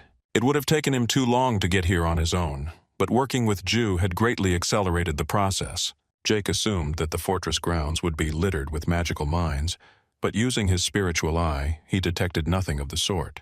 Instead, his vision caught only streams of mana intertwining within the protective structures. Lamian, upon seeing Jake, arrogantly declared that she would chain him up and make him her slave forever. At her command, the fortress's defenses opened fire, directing powerful attacks at Jake. However, their strikes were instantly stopped by dark forces. Lamian was shocked. At that moment, Hirkaktu's pupils activated, freezing the mana flows and blocking further attacks from the fortress. The Eye of the Hirkaktus was one of 3 rewards Jake received after defeating this powerful creature. The slime and tears of her cactus had a temporary level-up effect. The eye allowed the ability to directly use the petrification ability. This skill allowed you to freeze the flow of mana, blocking not only living creatures, but also material objects. Lamian didn't understand how it happened, but the magical currents around her instantly stopped. The system notified Jake that the remaining duration of the ability was 50 seconds. He decided to act. The fortress had only one entrance, so only one door needed to be destroyed. This simplified the task. There was no need to disperse forces throughout the entire territory. Jake activated the heaven-conquering steps and concentrated a devastating blow. Chan, who was watching this, thought it would be difficult to break through the entrance, but Jake managed it much faster than expected. Once inside, he immediately began searching for the fiefdom's crystals. There were no people visible in the fortress, but it felt like they were preparing something. Soon a group of soldiers led by Lamian appeared in front of him. She was waiting for him. Jake deliberately pretended not to know who she was, and that angered her. Lamian could not tolerate insult and took his behavior as a challenge. Jake, however, was in no hurry to join the fight. He warned that the battle was being filmed from above, but Lamian paid no attention to this. She ordered the magicians to prepare. Then she activated Limited Bloodburst, a powerful technique that absorbs the user's mana and can completely remove the target. Jake felt the destructive effects of the energy on his body. Lamian was confident that this battle would end in her victory. But he gathered the scattered mana and canceled her attack. Then, ensnaring himself in a cloud of mercury, he activated 1,000 lightning strikes. This came as a complete surprise to Lamian. She didn't stand a chance. Jake crushed her. Turning to her subordinates, he suggested that they leave without a fight, promising to spare their lives. The system announced the completion of the quest. The fortress had been captured. Jake arrived at Taurus Field, knowing that capturing the fortress was a key condition for discovering the hidden reward. He's ready to complete this task because significant advantages were at stake. He was soon joined by Ju and Randall. Ju had no doubt about his abilities, but the speed with which he managed to capture the fortress still came as a surprise to her. However, now she was sure that in the future she should trust him unconditionally and provide him with full support. Randall noticed her pensiveness and seemed to guess what she was thinking. He assumed her thoughts were occupied with Jake, but Ju immediately began to deny this. Having finished the conversation, Randall took his leave, citing many matters. However, he soon unexpectedly returned and reminded her that he was the #1 pet. Meanwhile, a rare blue deer appeared in sight. This monster was found only in the Kogonis Mountains, and its fur was a valuable resource. It was used to make warm clothing. When melted, it became an insulating material of the highest quality. Agatha was delighted that Jake had discovered the habitat of the blue deer. However, he warned her that it was too early to reveal his true identity in the real world, as he was not yet ready to face the great unions.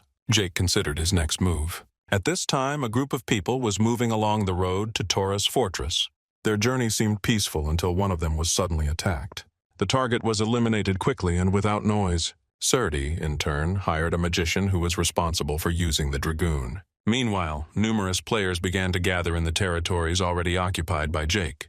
They sought to register in the lands of absolute evil, seeing great prospects in this. This provided an excellent opportunity to begin implementing further plans. All of Jake's preparations were complete. Now he was ready for the next step.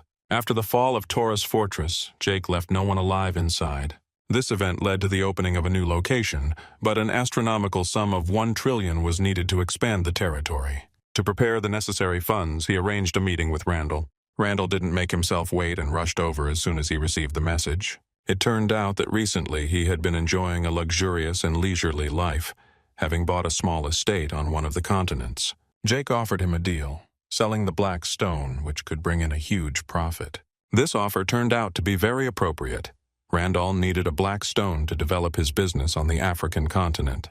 Without hesitation, he bought it from Jake for 55 trillion. He added that if necessary, he could contact him for cash at any time. Having prepared the necessary amount, Jake invested all 55 trillion in expanding the territory, painfully parting with such a huge sum.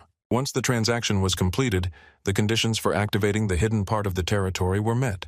3 magical dragoon weapons were delivered to the fortress, and then the final reward began to be given out. At this moment, Taurus's hidden dungeon was activated.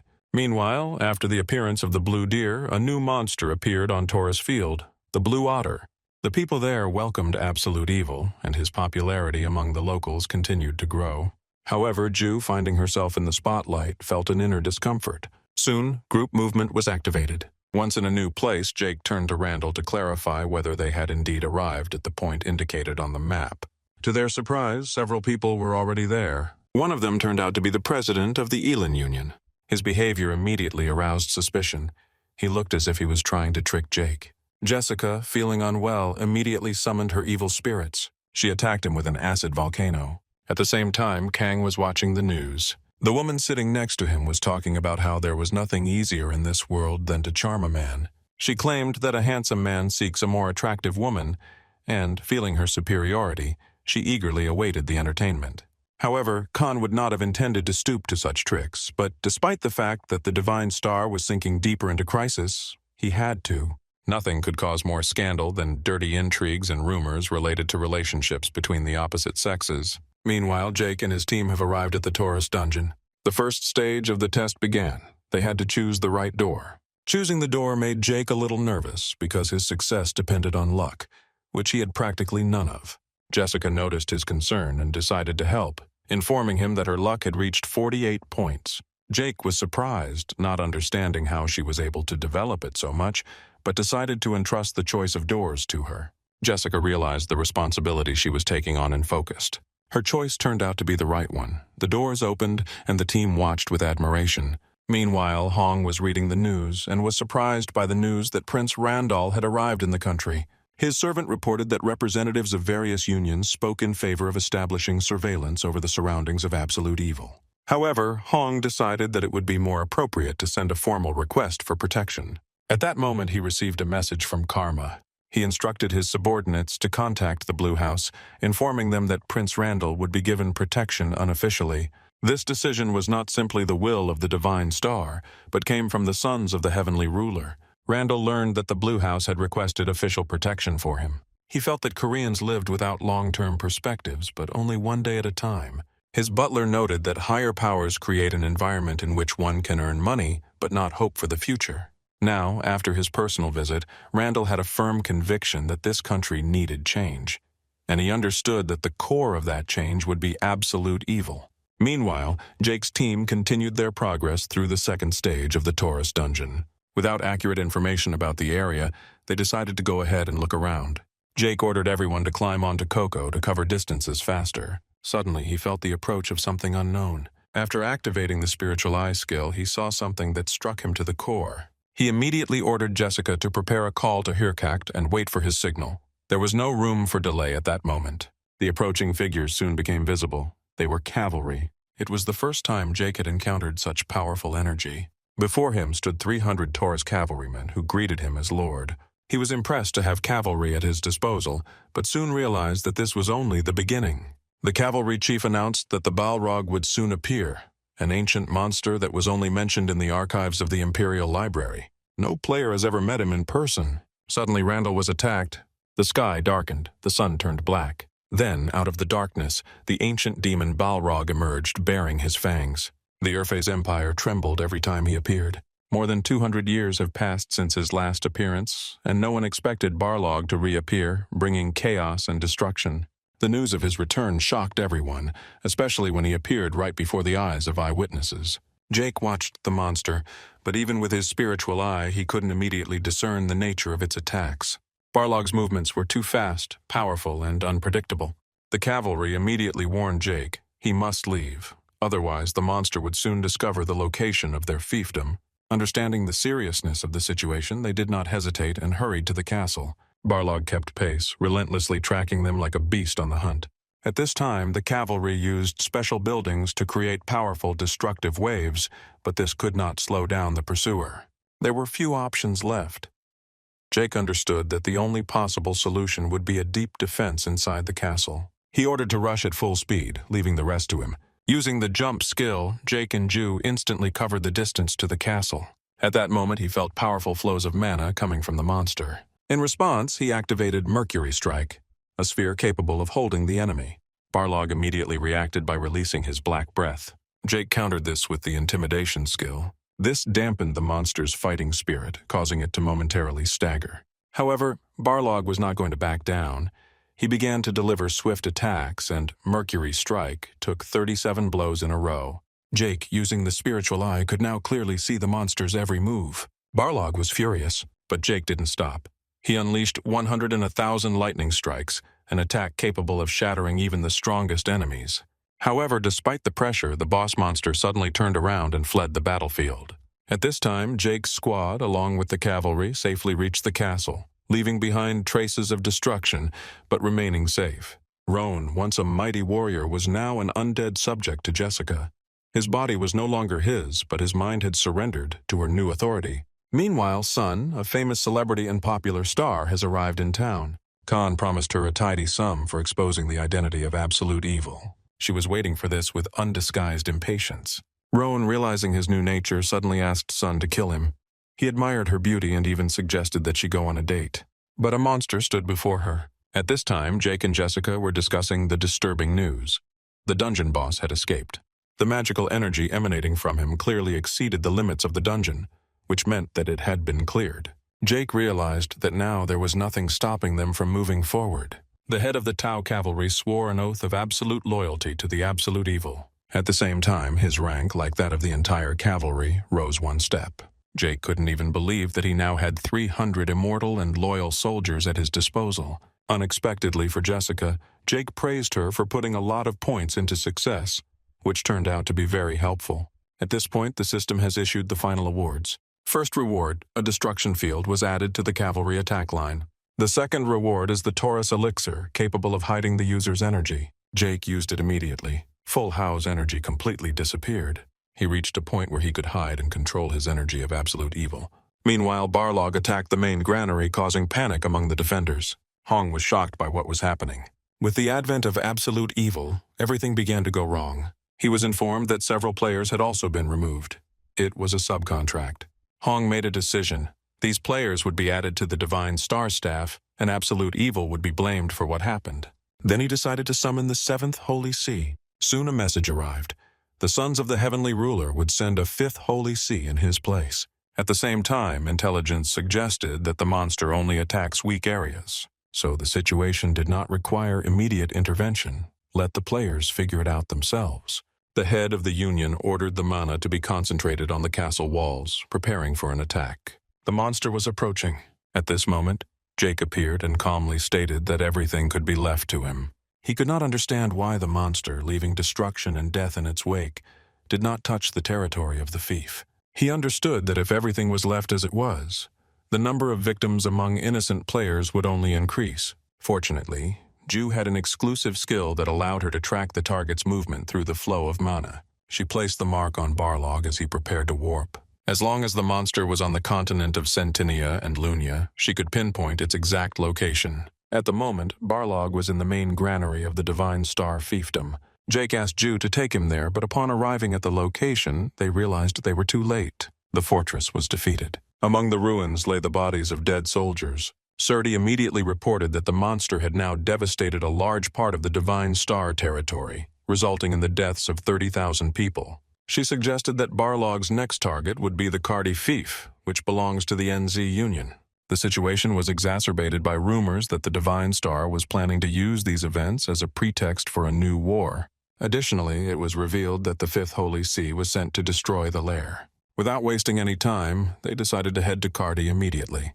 When they arrived, the city was gripped by panic. People ran away in fear when they saw a terrible monster destroying everything in its path. Jessica called her soldiers to death.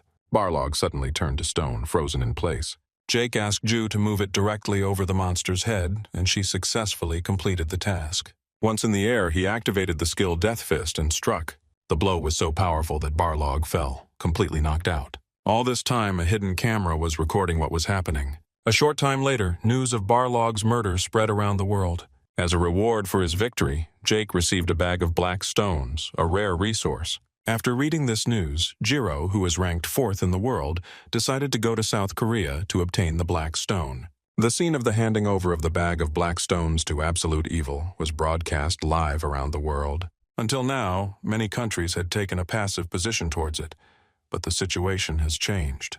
The black stones were of immense value, and the best players immediately began to make attempts to establish closer ties with them. Jake realized that he was now rich. He was thanked for saving Cardi, but his thoughts were already occupied with something else.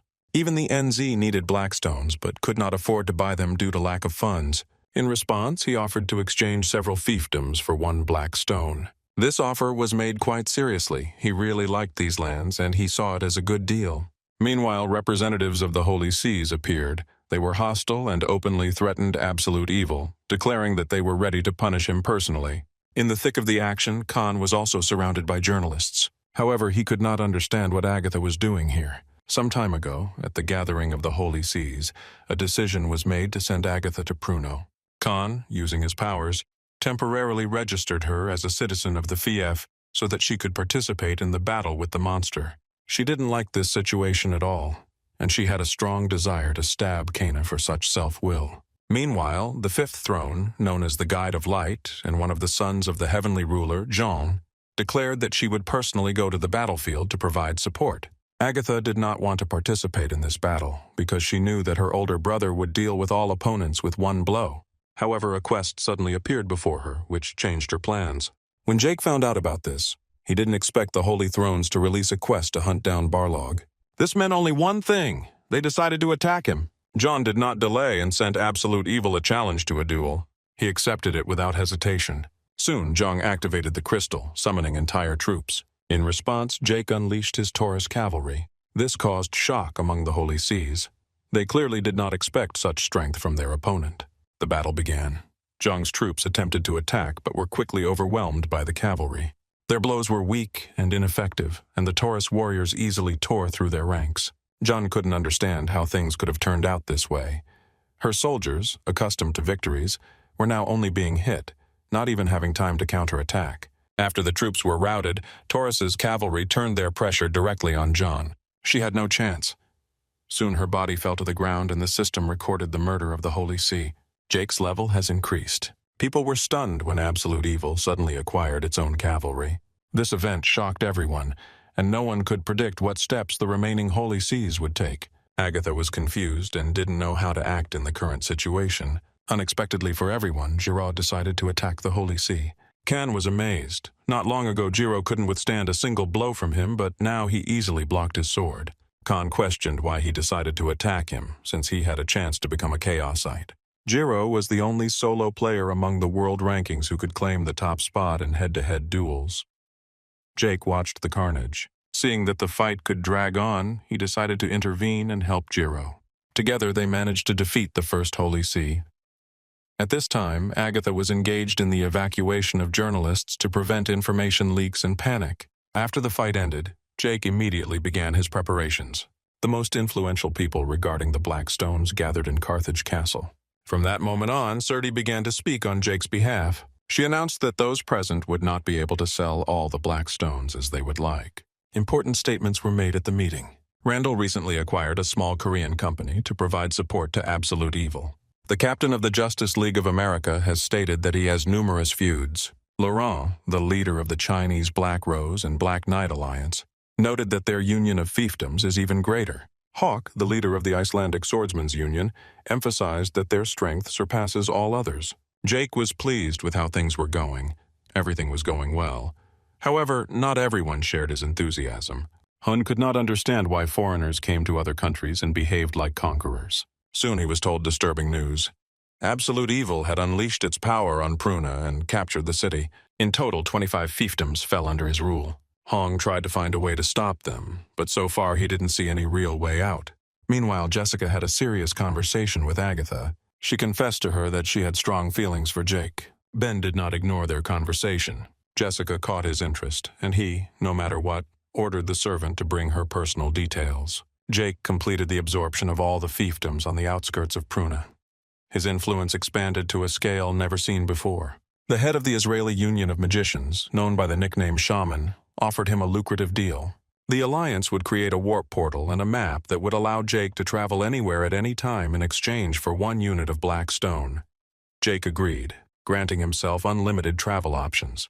At the central altar of Nan, he reflected on how he had initially doubted whether he would be able to complete the 60 days allotted, but had ultimately managed to do so in just 6. Now under his control were 300 fiefdoms and 8 million inhabitants. The quest the Great Lord has been successfully completed.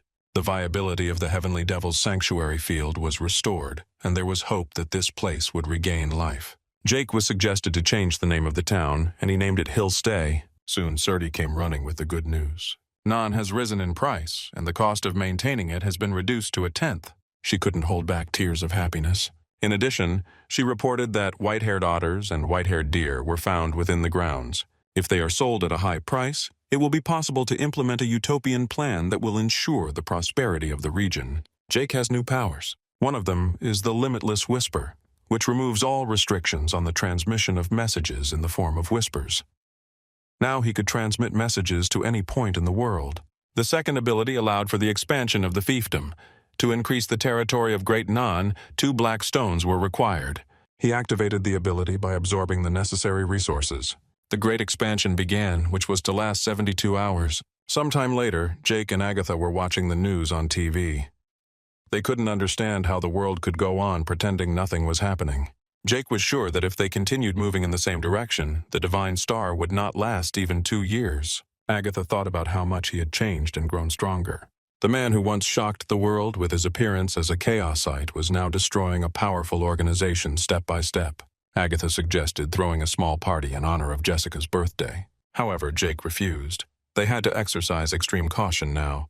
Instead of a holiday, he prepared a gift for her in the form of a neat box with a cute red bow. The girl was deeply moved and immediately threw herself into his arms. For this gift, Jake asked the elders in advance to select the necessary items. As a result, they chose a special manicure that has functions that depend on the user's level. This gift cost them an astronomical sum, 22 billion gold coins. Meanwhile, a new dungeon, Hill Stay, has appeared. Jake and Coco set out to explore it, deciding to get a bird's-eye view of the area. However, the system reported that flights were prohibited in this zone. Realizing that movement was only possible by land, Jake called for the head of his cavalry and saddled his horse. Coco, having no other choice, tried to keep up, running as fast as he could on his paws. During the journey, the head of the cavalry noticed something on the horizon. It soon became clear that this was an approaching detachment. The energy of these riders resembled the Rapine cavalry. Looking closer, Jake realized that before him was the cavalry called by the 5th Holy See. Without hesitation, he decided to speak out against them. Activating the skill, Steps That Conquer the Heavens, he instantly rushed into the attack. Using the most powerful techniques, thousands of lightning strikes and hundreds of lightning strikes, he created a synergy effect. The last step remains, the great coming of the god of evil. The devastating power of the skill allowed him to single-handedly destroy the enemy cavalry. However, an unexpected turn of events caught Jake by surprise. The leader of the Tuarusu cavalry suddenly fell before him and begged for death. He did not realize all the boundless power of his master and considered himself unworthy of life, wanting to atone for his foolishness. But Jake thought differently. He knew that this was not a sin that could be washed away only by death. Meanwhile, the fallen army began to rise again. Jake killed them over and over again, but they kept coming back. It became an endless cycle. Coco and Tao shouted about their rapture before the Lord. He wasn't going to use Limitless Whisper, but there were no other options left. Realizing that the situation was getting out of control, all elders who were capable of fighting were called to the dungeon. The elders instantly responded to the Lord's call, gathering before Jake. He introduced the head of the cavalry to the elders. Now they had to act as one, counting on each other in future battles. Suddenly, 2 people ran out of the crowd, an elderly man and a young girl. They enthusiastically shouted the name of the bishop, attracting the attention of everyone present. The girl turned out to be the 5th elder, Verdi's archmage. The old man is the 9th elder, the tracker panda. Jake let Verda do what she wanted. In response, she was enthusiastic and immediately got to work. By using the powerful skill, Swamp of Despair, she demonstrated the destructive power that brings darkness. It was truly an incredible sight. Jake didn't expect such power from such a young-looking girl. Meanwhile, Panda reported that he had found his way to the next gate. They followed him and soon reached the right place. The gate opened and the group moved to the lower level of the dungeon. Verdi, sensing changes in the magical environment, informed Vladik that she felt a flow of mana in that direction, which caused her great irritation. Soon pedestals appeared before them, emitting white magic. This energy flow was familiar to Jake. It resembled the power emanating from Agatha, who sat on the 7th Holy Throne. Luke volunteered to block the way, but Jake stopped him. He reminded them that he was the Lord, and that he was the one who should lead his followers forward. At this moment, he activated the skill, Space of Evil. Luke immediately felt the power bestowed upon them by their leader. Johann, imbued with the energy of the Lord, rushed into the attack first, glorifying his name. Soon the rest of the elders joined the battle. The white dragons guarding the dungeons joined the fight, and a fierce battle began. Verdi focused on the attack. She summoned a three-headed dragon. Thus, two opposing forces collided, light and darkness, the magic of destruction and the magic of protection. The battle was raging, and its outcome would decide the fate of absolute evil in the dungeon level. The elders achieved complete victory, destroying all their enemies. None of them suffered any harm, and they were certain that this was possible thanks to the power bestowed upon them by their Lord. They began to praise him, recognizing his absolute superiority. At this point, the system announced the creation of a new skill, Monarch's Majesty. This skill granted everyone who swore allegiance to Jake a general buff. Jake asked the elders if they had all truly sworn allegiance to him. At the same time, each of them activated the oath of the Lord. Coco was the first to accept it, for which Jake commended him, praising his determination. Following him, Verdi swore her allegiance. One by one, all the elders confirmed their loyalty by pressing the button that signifies an oath. As soon as the oath was accepted by everyone, streams of new magical energy began to appear in the air. Suddenly, a magic circle appeared among these streams and began to grow rapidly. It was created using the caster's own body as a conduit and resulted in a mana blast, a self-destruct attack. Jake reacted instantly and ordered everyone to dodge. An explosion of this magnitude was extremely dangerous. At the last moment, he activated his defensive skill, creating a dome around everyone that completely absorbed the devastating blow. The elders and his followers again sang the praises of their master. Soon news reports began to spread of unprecedented mass layoffs. The Divine Star Alliance closed hunting grounds, creating a wave of outrage among hunters and ordinary people. Agatha assumed that in such a situation, Jake would be at a disadvantage. However, he was calm and noticed that their dirty deeds were starting to come out, and now they were just trying to shift all the responsibility onto him. Understanding his intentions, Agatha realized that Jake intended to act with full force. He soon consolidated his power, securing the crystals and officially taking the fiefdom into his personal possession. After that, he reached out to people who had previously been unable to access the blocked hunting grounds. Now he announced that these lands were open to all, and no one would pay a fee to use them. In response, people began to praise absolute evil. In just one day, 24 fiefdoms came under his control. Serdi assumed that the enemy was completely confused by such a rapid development of events. Meanwhile, Jake contacted Jessica and asked her to come to him soon. The manicure Jessica received as a birthday present turned out to be more than just a decoration. It had built-in functions, including protecting the personal safety of high-ranking users.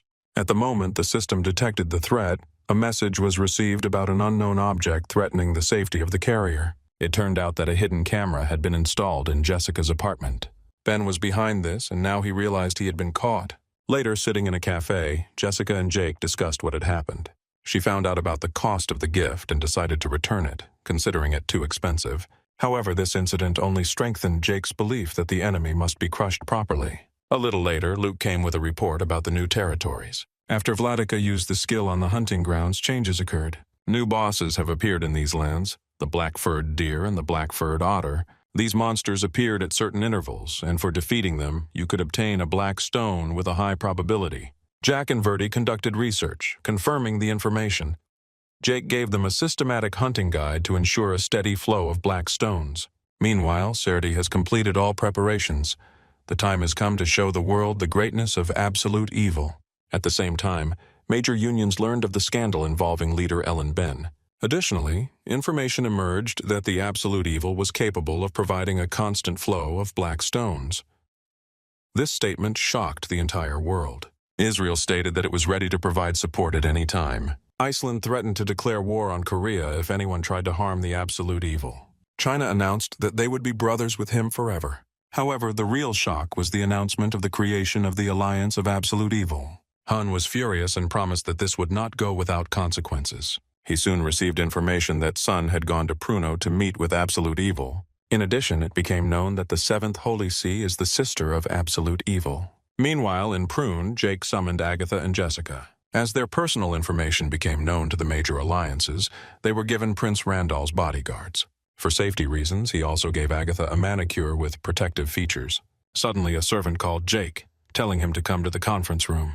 A woman of indescribable beauty wishes to see him. Sun appeared and respectfully expressed his joy at meeting Absolute Evil. Her appearance surprised Jake, especially the fact that the servants had allowed an ordinary player into the castle. This seemed absurd, and he immediately used his spiritual eye. The skill confirmed that Sun was using the power of magic. She was ready to do anything to earn the trust of absolute evil and asked Jake to take care of her. However, he immediately realized that he had an enemy in front of him and warned that his care would be painful. A simple basic strike proved to be enough to kill her. Then he asked the spirit why Sun was using the charm, but she replied that she did not understand what he was saying. Meanwhile, work was in full swing at the NZ Union's research center. Jack reported that he managed to block the mind manipulation skill using black armor. He wore a prototype of the Furious Black Armor, created from black stones. Jack praised this masterpiece and noted that the armor could be used in the real world like a manicure. In terms of performance, the red armor had better characteristics, while the blue armor was intended for the general public. White armor, made of cheap white stone, was supposed to support socially vulnerable segments of the population. At this time, Jake and Jessica were sitting on a bench discussing Africa and Randall. Jake said that he is engaged in large-scale charitable activities, collaborating with energy companies in Africa. Thanks to the sale of black stone, the region will be able to get rid of energy poverty for the next 30 years. Jake then handed Jessica a package of black armor, ordering her to wear it at all times. Jessica was delighted with the gift and promised to follow this instruction. After that, they decided to gradually return to the game. Jessica was in the process of destroying enemies. The Alliance of Absolute Evil continued its expansion, rapidly capturing the fiefdoms of the Divine Star, whose number was reduced to less than 20. At the same time, Ben was sentenced to 12 years in prison and was forced to leave the company. At the same time, the Ellen Union betrayed the Divine Star by stabbing it in the back and turned to Jake to save the system. Jake was willing to consider this option, but only on one condition: if the new aristocrats gathered all their ill-gotten wealth and channeled it to help the less fortunate. He also ordered the director to remove his character, but she was unable to do so and soon returned. Her thoughts raced. She realized that she had chosen the wrong side and regretted not joining the absolute evil. At this time, Hun had only one thing left to do: drown out the loud news with an even bigger event. Meanwhile, in the mountains of South Chungcheong Province, Chan watched Kang. A few hours ago, during another walk, his attention was drawn to a car whose loud alarm stood out among the other noise. Intrigued, Chan activated his YouTuber instinct habit, deciding to find out what was going on. He was surprised to learn that the director of the Divine Star Corporation was at the wheel. Khan looked clearly worried and was hurrying somewhere with obvious determination. Smelling a sensation, Chan hailed a taxi and began the chase. He soon found out that Khan was heading to a place where he was going to launch a monster gate, an artificially created portal capable of releasing a monster into the real world. However, suddenly the director disappeared from sight, only to reappear a moment later right behind Chan. The next second he was already lying on the ground, knocked down by a sharp blow. Khan, recognizing him as the host of the Absolute Evil channel, took out a knife, and without hesitation declared that it was time to teach the rootless plebeian a lesson. At the same time, at a school in South Chungcheong Province, a pair of classmates gathered together. One of them thought about the fragile, tiny hands of the girl opposite him, and he wanted to take her hand in his. However, at this moment the peace was shattered. A huge monster appeared right in front of them and grabbed the girl. The Republic of Korea was plunged into chaos. In a small town in the southern province, monsters began to appear in the morning. Citizens, upon receiving news of the disaster, hurried to hide in shelters, hoping for emergency help. However, the army had not appeared for over 2 hours, and the people who were left without protection were falling victim to the monsters one by one. Agatha and Jake, trying to follow events, were overwhelmed by the news and the growing panic. They couldn't understand how monsters had entered their world. At this moment, Jake received a message from Randall. He said that he urgently needed to say something. Jake immediately arrived at the meeting place and was shocked by what he saw. Chan was lying in a hospital room, connected to a respirator. Randall explained that it was the work of Khan, the director of the Divine Star. Jake couldn't understand why he would go so far. Randall showed him the video that Chan had managed to record. The recording showed monsters emerging from the mysterious portal one after another. In the next frame, Kang, without a shred of hesitation, dealt a brutal blow to Chan, who was chasing him. Jake realized that the Monster Gate was an invention of the Divine Star, designed to artificially create and release monsters. He promised that he would not leave this unpunished. However, Randall wondered why the government and military had been so slow to respond to the crisis. Everything indicated that what was happening was someone's carefully planned move. Chan suggested that someone powerful and playing dirty was behind this. Jake has come to the only right decision, to uncover the truth, even if it means challenging those in power. Khan felt a heavy burden of responsibility and deep regret. He understood that, acting on behalf of the Divine Star, he was obliged to do everything possible to fulfill his duty to people. Instead of the planned recording of a video about releasing monsters, he decided to show a video that was supposed to have an effect. A man appeared on the screen, kneeling, and behind him was the silhouette of a muscular orc. Khan tried to gather as much information as possible about the person captured on camera, but the recording cut off at the moment of impact. All he could say for sure was that the main character of this video is absolute evil. This coincided with the fact that he left Olympus just around the time this recording was made. Meanwhile, on the Icelandic server of the Swordsman's Union, Jake was greeted with friendliness. The head of the union prepared for him the items he requested. However, Jake suspected that after the release of the Divine Star video, the Swordsman's Union might have lost any desire to cooperate with him. If his assumption is confirmed, he will be ready to hand over to the Union all the black stones he has. Immediately after the video was released, Jake's family members were relocated to a new house that had the same characteristics as Randall's mansion. From the moment Jake's identity became public knowledge, preparations for the move were made under the direction of Surti, and the choice of a place to live was made with the help of Randall. For safety reasons, the Wizards' Union decided to send Jake's parents on a trip to Switzerland. One day he would inevitably have to confess to them who he really was, but he couldn't reveal the truth right now. While his parents were enjoying their vacation, Jake was arrested. Agatha and Jessica were very worried about him, while reporters flocked from all sides, hoping to get sensational details. But Jake didn't even hide his face as he passed them. He walked confidently forward and made no comments except for one phrase, "Watch Absolute Evil TV." At this moment, a live broadcast with Chan began on the channel. A video was shown on the air where Chan was stabbed. It was a trap, thought out to the smallest detail. And the truth was revealed too quickly for the Divine Star Alliance to take any action. As a result, Jake was safely released from arrest and returned home. Meanwhile, unrest broke out in the city. People took to rallies demanding the death of the Divine Star. Tensions grew, and the situation soon escalated into open aggression. Molotov cocktails flew into the building belonging to the Union, and a fire broke out. As a result, Khan was arrested. He ended up in a prison cell with his grandfather. They sat across from each other, not understanding why they had been arrested. The problem, however, was that they had been caught red-handed. However, as aristocrats, they still had a chance of liberation through special pardon. Now everyone knew that Agatha was Jake's younger sister, and she could join him. Realizing the current situation, she assumed that if things continued as they were, the Divine Star would fall. At that moment, Jessica appeared and asked to speak to Jake alone. Agatha left the room without hesitation, leaving them alone. Jake listened calmly to Jessica, letting her say whatever she wanted. As a token of gratitude for everything he had done, she handed him a bag of cookies. Jake accepted the treat, expressing his willingness to eat it with pleasure. Jessica immediately blushed, but he didn't pay any attention to it. Despite his outward calm, Jake continued to ponder. He couldn't pinpoint exactly who his enemy was, but it was obvious that someone more powerful was behind the Divine Star. At this time, Panda made an unexpected discovery in the basement of the Lord's castle. He discovered a hidden door that was hard to spot. It turned out that behind it was a secret space created by a top-level player. Hung reported that they had 100 trillion gold coins left, the hidden power of the Divine Star stored in the Lord's castle's vault. If they could raise this money, they could get out of prison. However, access to the vault was restricted. No one except the direct descendants of the Divine Star could open it. Meanwhile, Panda managed to unlock the lock. Randall instantly caught the scent of gold. At this point, he changed his profession from a protection type to a collector type, which made him even more useful in the current situation. They entered the vault, and from that point on began a raid through the dungeon. Panda, realizing that there were probably traps set in such a place, decided to go first.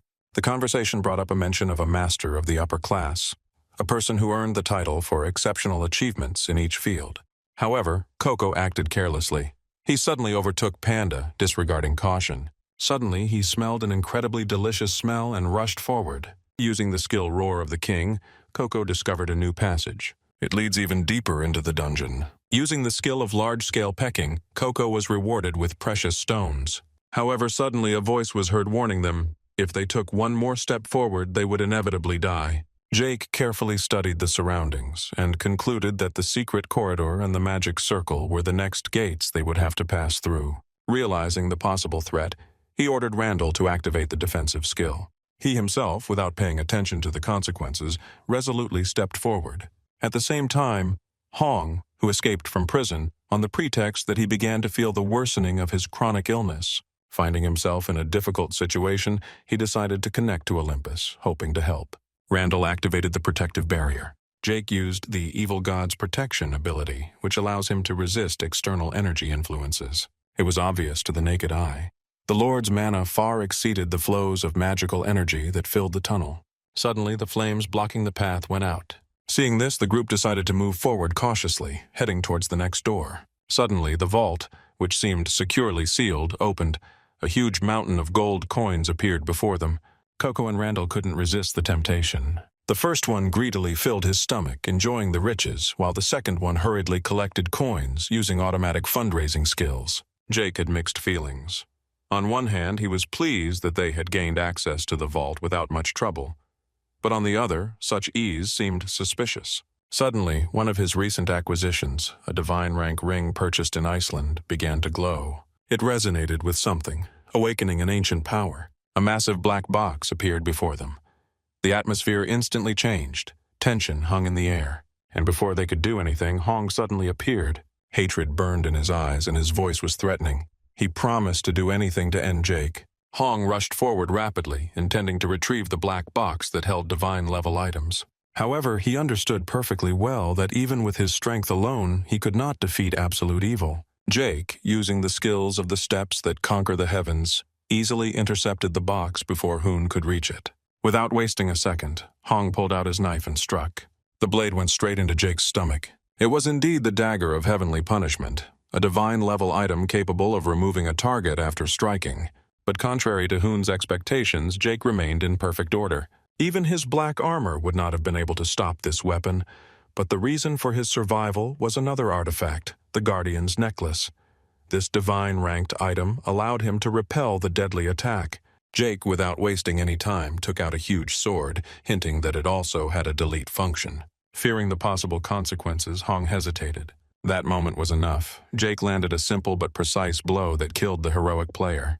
Everything that happened was recorded on camera with the help of Randall. This video became a strong, incriminating piece of evidence against Hoon because, according to official data, he should have been in prison.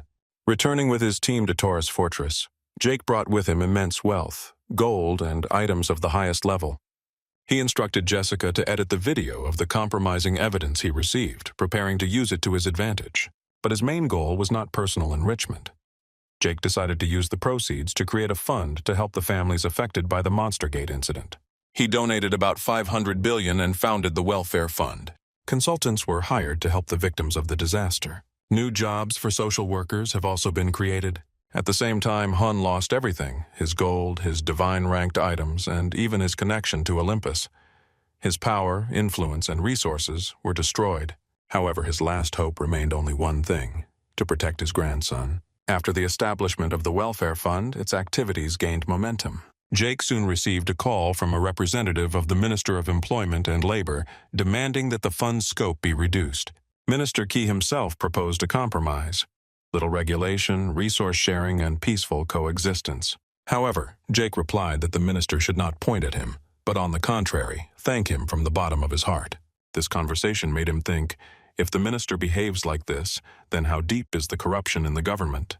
Key, in turn, hoped he could convince Jake to make concessions. He understood perfectly well that if his superiors found out about his failure, it would have serious consequences for him. Meanwhile, Key passed on important information to Carmi. Jake has no makings of a representative of the nobility.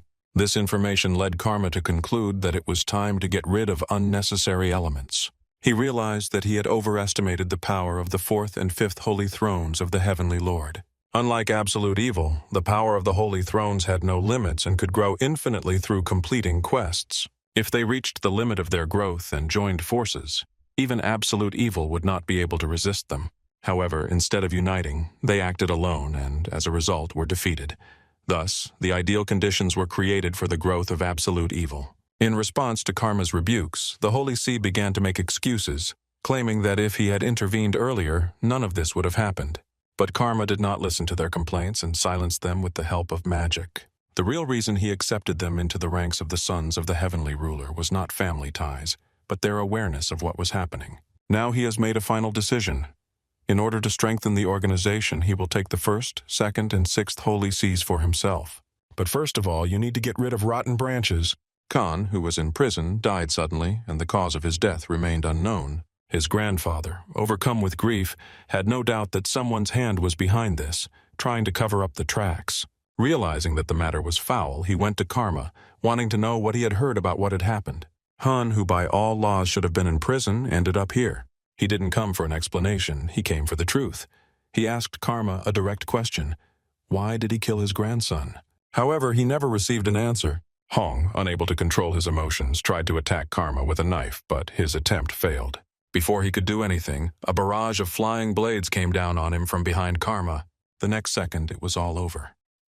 Karma dealt with the attacker without further ado, believing that it was not worth keeping a dog that bites its owner. He then ordered his servant to dispose of the body as if nothing had happened.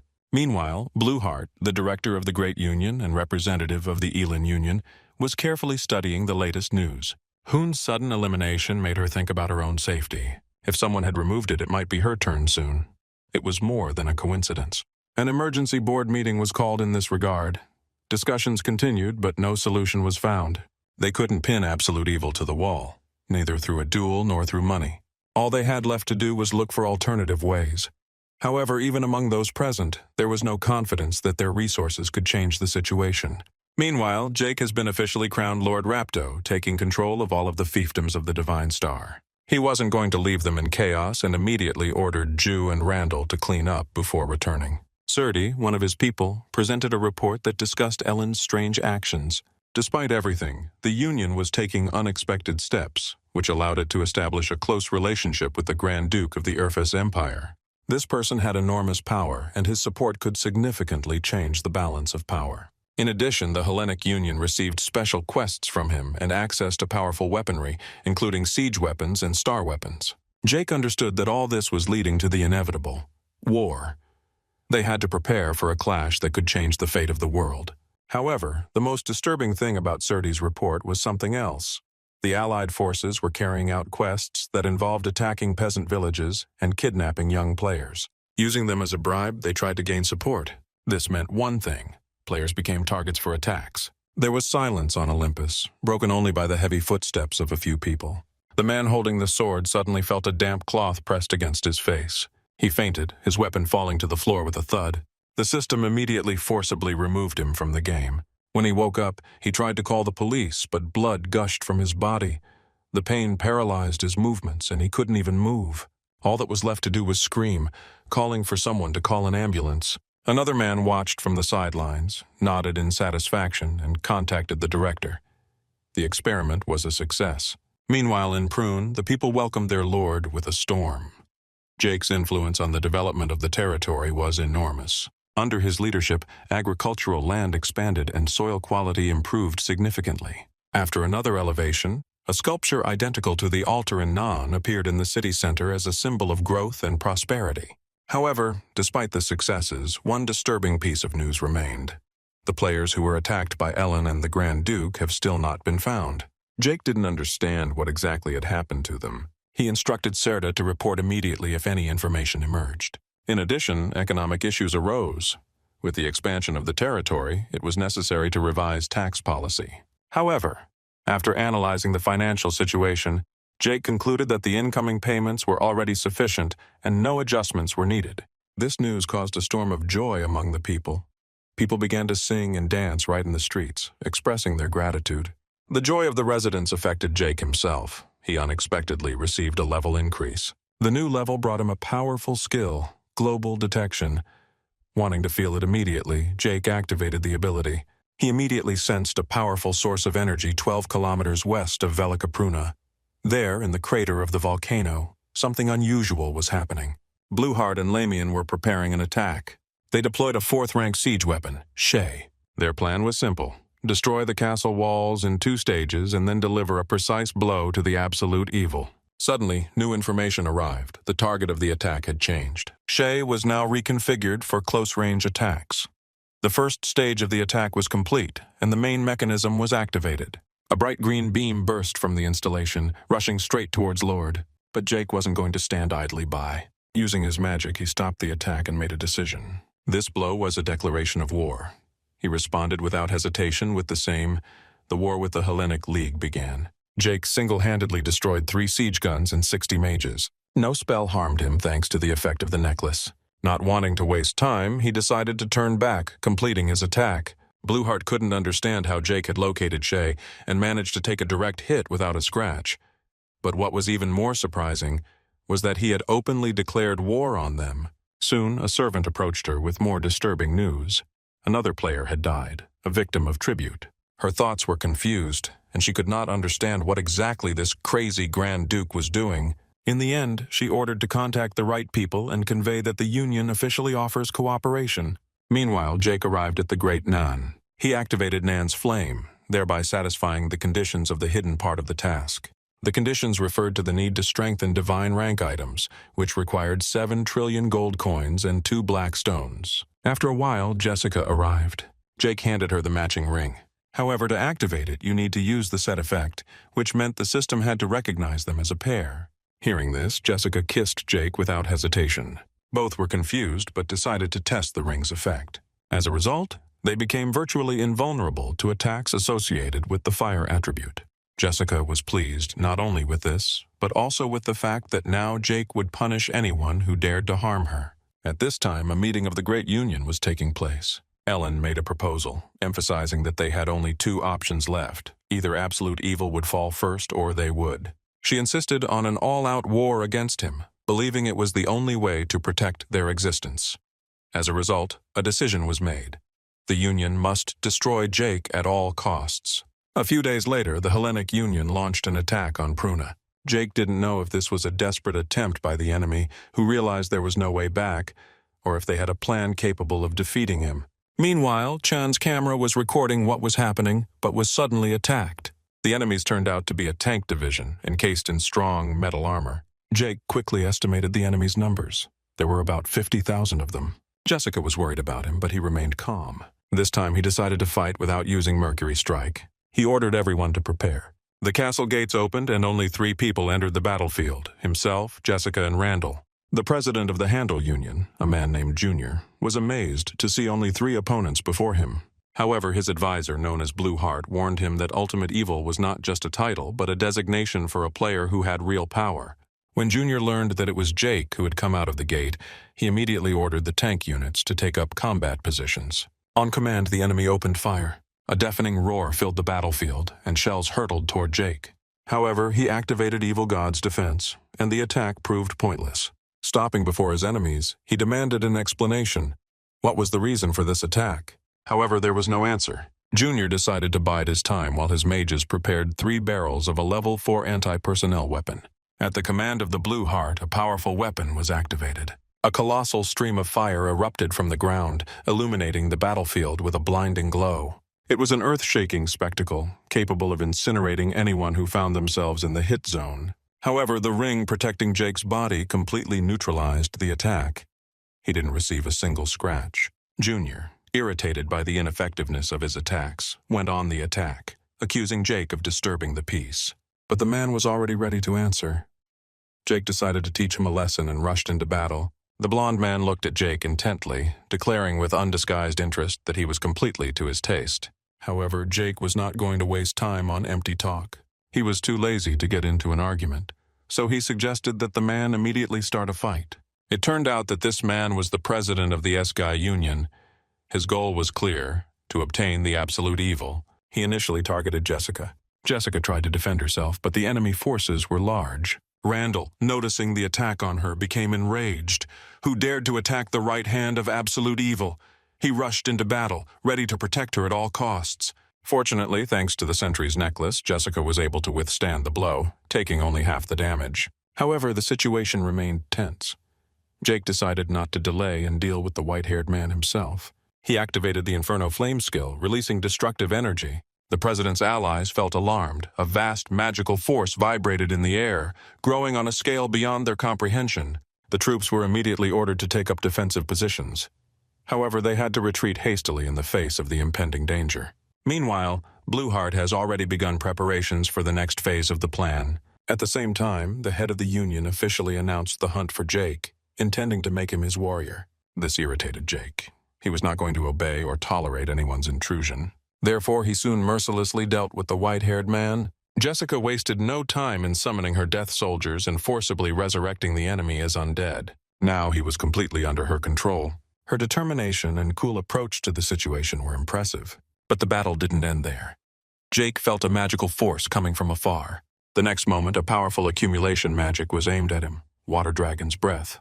This spell was cast by Lamian. Jake reacted quickly by activating Evil God's defense. He soon struck back, using 1,000 lightning strikes. His swift movements easily swept through the enemy ranks, destroying the warriors under Lamian's command.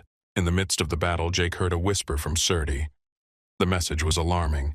The enemy was now inside the castle. Surrounded on all sides, Pruna found herself under massive attack. The Unions blocked communications, preventing them from requesting help, and began storming the castle walls. However, Surdy was prepared for such a development of events.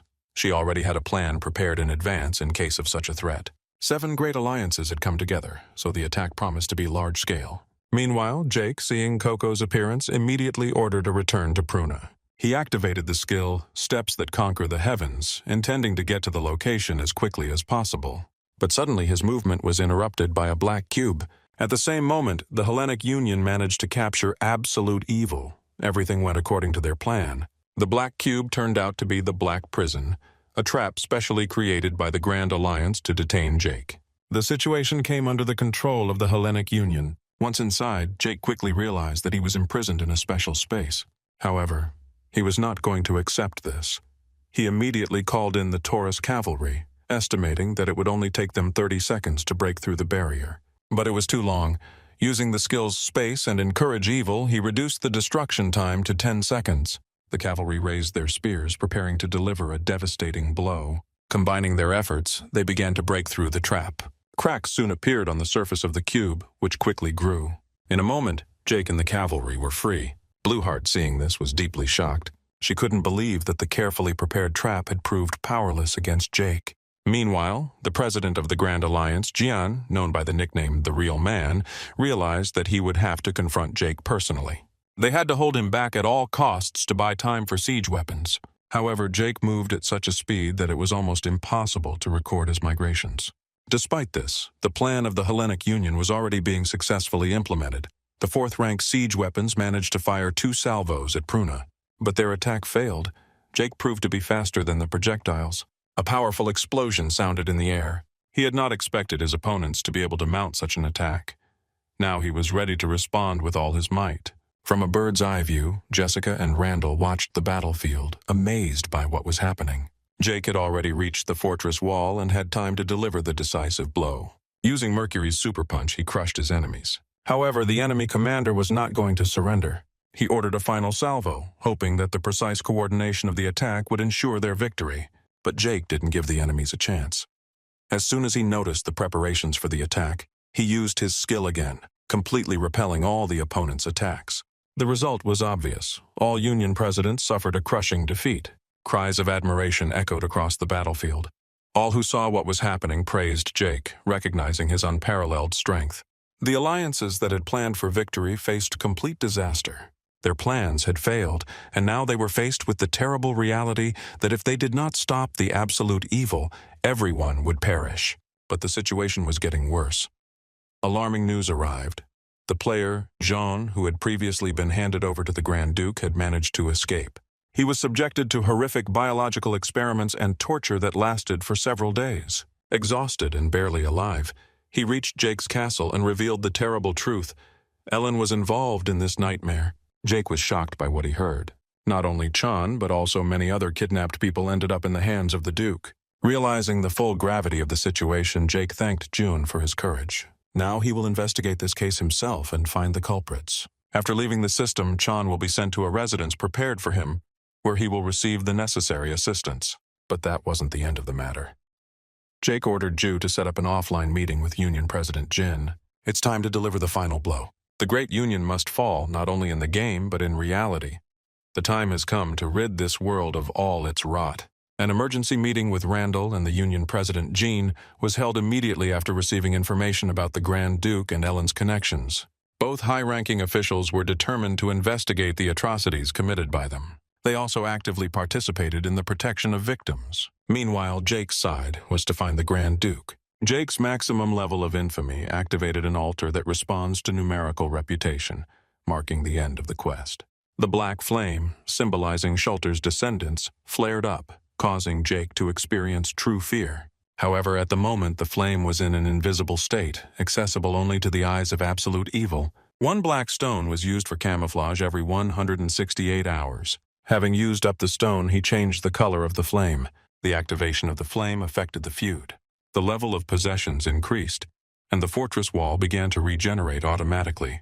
At this time, Blueheart became enraged, realizing that the disclosure of the project related to the Grand Duke was only a matter of time. As a response, she was offered to set fire to the apartment where their enemies were. Soon, a new report arrived.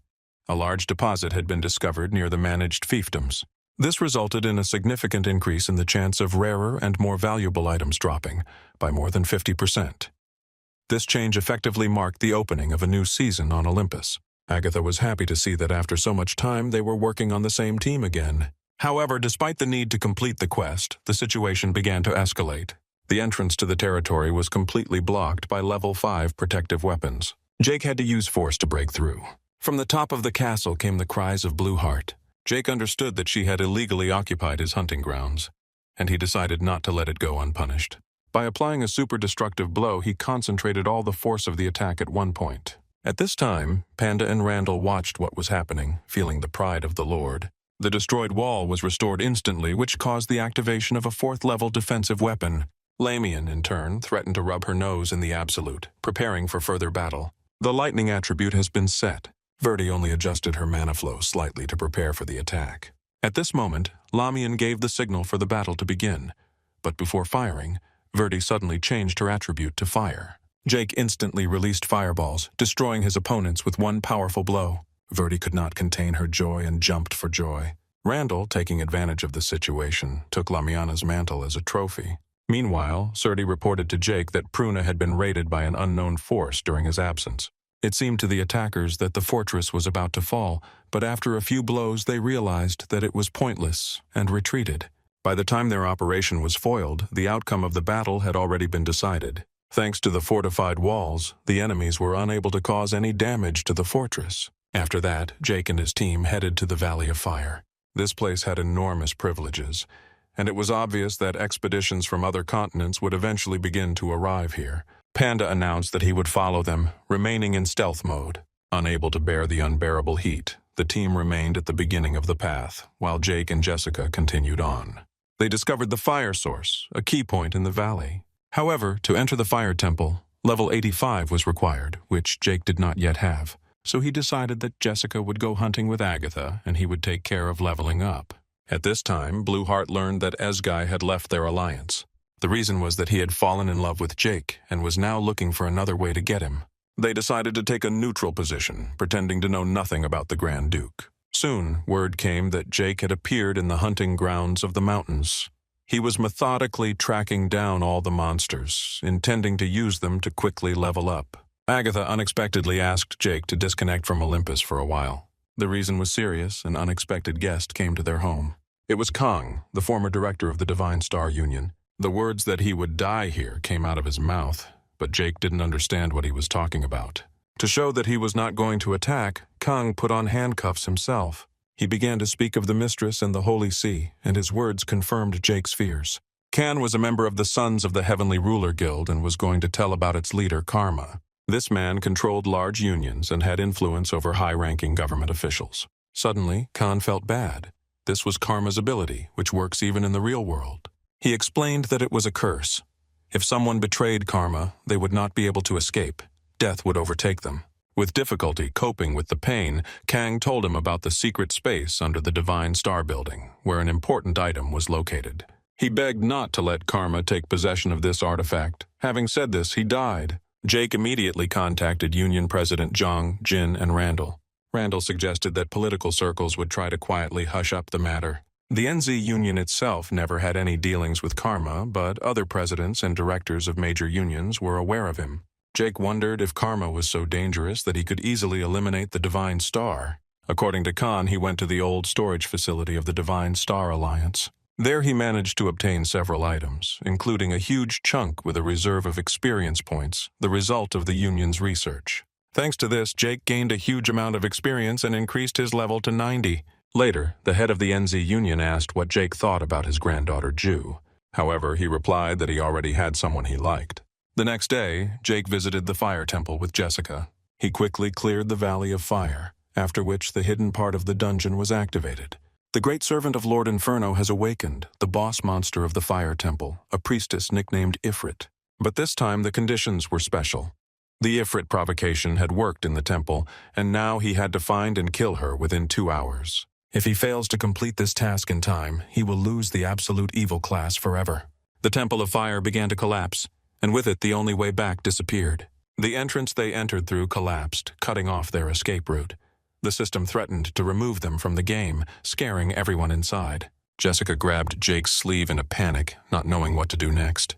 However, he remained calm and firmly knew that he would complete the quest. Suddenly, Panda appeared. He assured them that he would help them get out, and suggested that they rely on him. Using his unique experience as a tracker, emergency rescue, he instantly teleported them outside the temple.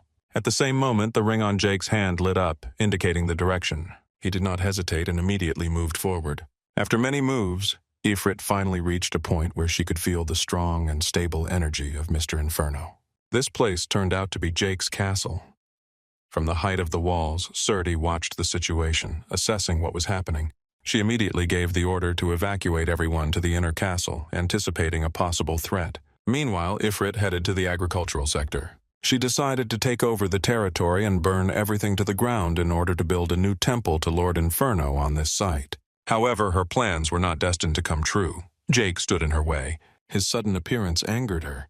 She did not understand how he had managed to free himself and get out of the temple. But her surprise turned to shock when she looked at him more closely. In his image, she saw Mr. Inferno. Before Ifrit could realize what was happening, Jake attacked. He didn't hesitate and began the fight, delivering precise and powerful blows. The fiery lady could not resist for long. Jake quickly overcame her. Meanwhile, Jessica used her power to resurrect a fallen enemy. Becoming Jessica's undead, Ifrit began a new life, leaving the past behind. All quests have been successfully completed. Now it's time to check the reward. Absolute Evil planned to destroy the highest-class hunting grounds that were the pride of the Handel Union. However, he had to wait 3 months for his monsters to recover again. At that moment, a man came to him with a message. Mr. Karma proposed a meeting. They accepted the offer and arrived at Karma's lair. From that moment on, he pledged to help them apprehend the Absolute Evil. In exchange, he granted them special power, demanding corresponding results in return. Any failure or betrayal meant inevitable death for the contenders. Meanwhile, Jake got busy checking the awards. He received a special outfit, and his level rose to 96. In addition, he got a new skill called In Pursuit of Evil, and also the power of the ignition, which was manifested due to the reaction of the pear ring to his intimidation. Soon, Agatha came to him with important news. There have been changes among those who sit on the holy thrones. The owners of the 1st, 2nd, and 6th thrones have changed simultaneously. The current situation forced her to reconsider her plans. Now she has finally decided not to cross paths with these forces and to follow Jake completely. Jake suggested that the changes in the thrones were due to karma. To prepare for the possible consequences, he gathered the world rankers and explained the current situation. Among them, Randall expressed his willingness to support him under any circumstances. Using his powers, Jake created a new pet, a level 70th hellhound. After Ifrit became Jessica's soldier, creatures known as hellhounds began to appear in a space saturated with fiery energy. Killing them had a high chance of dropping redstone. To ensure a steady flow of this valuable resource, Jake established a ranch near the Valley of Fire. Upon learning of this, many immediately expressed a desire to cooperate with him. Soon Jake heard a whisper from Verdi. In Taurus, all 4 cars suddenly broke down. The source of this problem turned out to be the 3rd Holy See, the jack-of-all-trades Jishan. In addition to him, the 1st Holy See, the executioner of the heavenly beast Eugene, also showed his power. Karma could not allow absolute evil to roam with impunity. His patience ran out, and he ordered the first and third Holy Thrones to launch a surprise attack on enemy territory. These two were his daughter's students, and therefore had to work together harmoniously and efficiently. Meanwhile, Eugene's dragons launched a fierce attack on the castle, seeking to destroy its defenses. However, Verdi resisted desperately, defending the fortress at the cost of her own strength. Eugene used her incredible power, activating the executioner's skill and deploying the sacred execution field. While the battle raged on the battlefield, the jack-of-all-trades hid in the shadows, using his camouflage skill. His goal was clear: to capture the dragoon whom Verdi was protecting. Despite fatigue and exhaustion, she continued to stand in the way of her enemies, fighting to the last. Verdi, already at the limit, gathered the remnants of her strength and released her fiery flame, directing it at the dragons. She was unable to destroy them completely, but she inflicted serious damage while trying to hold the defensive line. However, Eugene did not let her regain her strength. Her skills allowed her to instantly heal the wounded dragon, restoring it to health. Gathering her thoughts, Eugene gave an order to her dragons. They were to destroy Verdi. Realizing that her strength was running out, Verdi decided to bide her time and lure the dragons to the Lord's place, hoping to buy at least a little time. But her plan failed. Soon enemies surrounded her from all sides. Her mana was depleted. She could no longer repel attacks, and Eugene's dragons were closing in relentlessly. Realizing that the outcome of the battle was predetermined, Verdi accepted her fate and began to say goodbye to life. But just when she thought everything was over, Jake appeared. His sudden intervention ruined the enemy's plans, and Verdi was safe. Jake decided to deal with everything himself and asked Verdi to stay away. He was ready for battle when Eugene called out her dragons, directing them at him. However, using the skill Steps That Conquer the Heavens, he easily dealt with them. The battle turned out to be disappointingly simple. The dragons fell from just one blow. Realizing the difference in strength, Eugene hurriedly fled in fear. Meanwhile, the dragoon's defense was broken, and soon Eugene returned, warning that it was time to retreat. But Jake had already detected the presence of the second throne with his spiritual eye. He understood that he had not yet finished dealing with the dragoon and asked Eugene to buy some time. However, when it became clear that the dragons were defeated, the enemy used the skill Absolute Warp, instantly disappearing.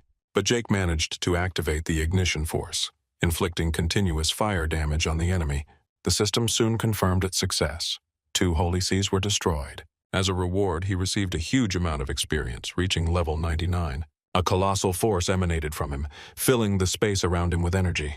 Suddenly, a new message from the system appeared. He received a quest called Absolute Evil Against the 7 Holy Thrones. The news of the defeat of the 2 holy seas quickly reached the sisters. One of them took this as a challenge and vowed to take revenge soon. Her plans were ambitious, to receive a new legion as a special bonus once she reached level 100. However, the second sister was puzzled by her words and clearly felt doubts. Meanwhile, the Imperial Intelligence Service was actively discussing recent events. The incident involving the 2 monster bosses and the absolute evil caught the attention of the head of intelligence, who ordered continued surveillance. They were in no hurry to intervene, waiting for the right moment. A great war was approaching, a war that could change the fate of 2 continents. According to predictions, absolute evil was to overthrow the Holy Thrones, and the 7 Holy Thrones were to overthrow absolute evil. However, Jake's first priority was to restore Taurus Fortress. The work progressed at a rapid pace. To increase the strength of the structure, the 9th Elder, Panda, was sent, who had the necessary knowledge to strengthen the defenses.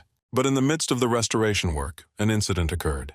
Characters belonging to absolute evil were massively removed. Their destruction was authorized by the Holy See, which declared that they must be sacrificed to capture absolute evil. A few days later, the Hellhound Ranch was completely completed.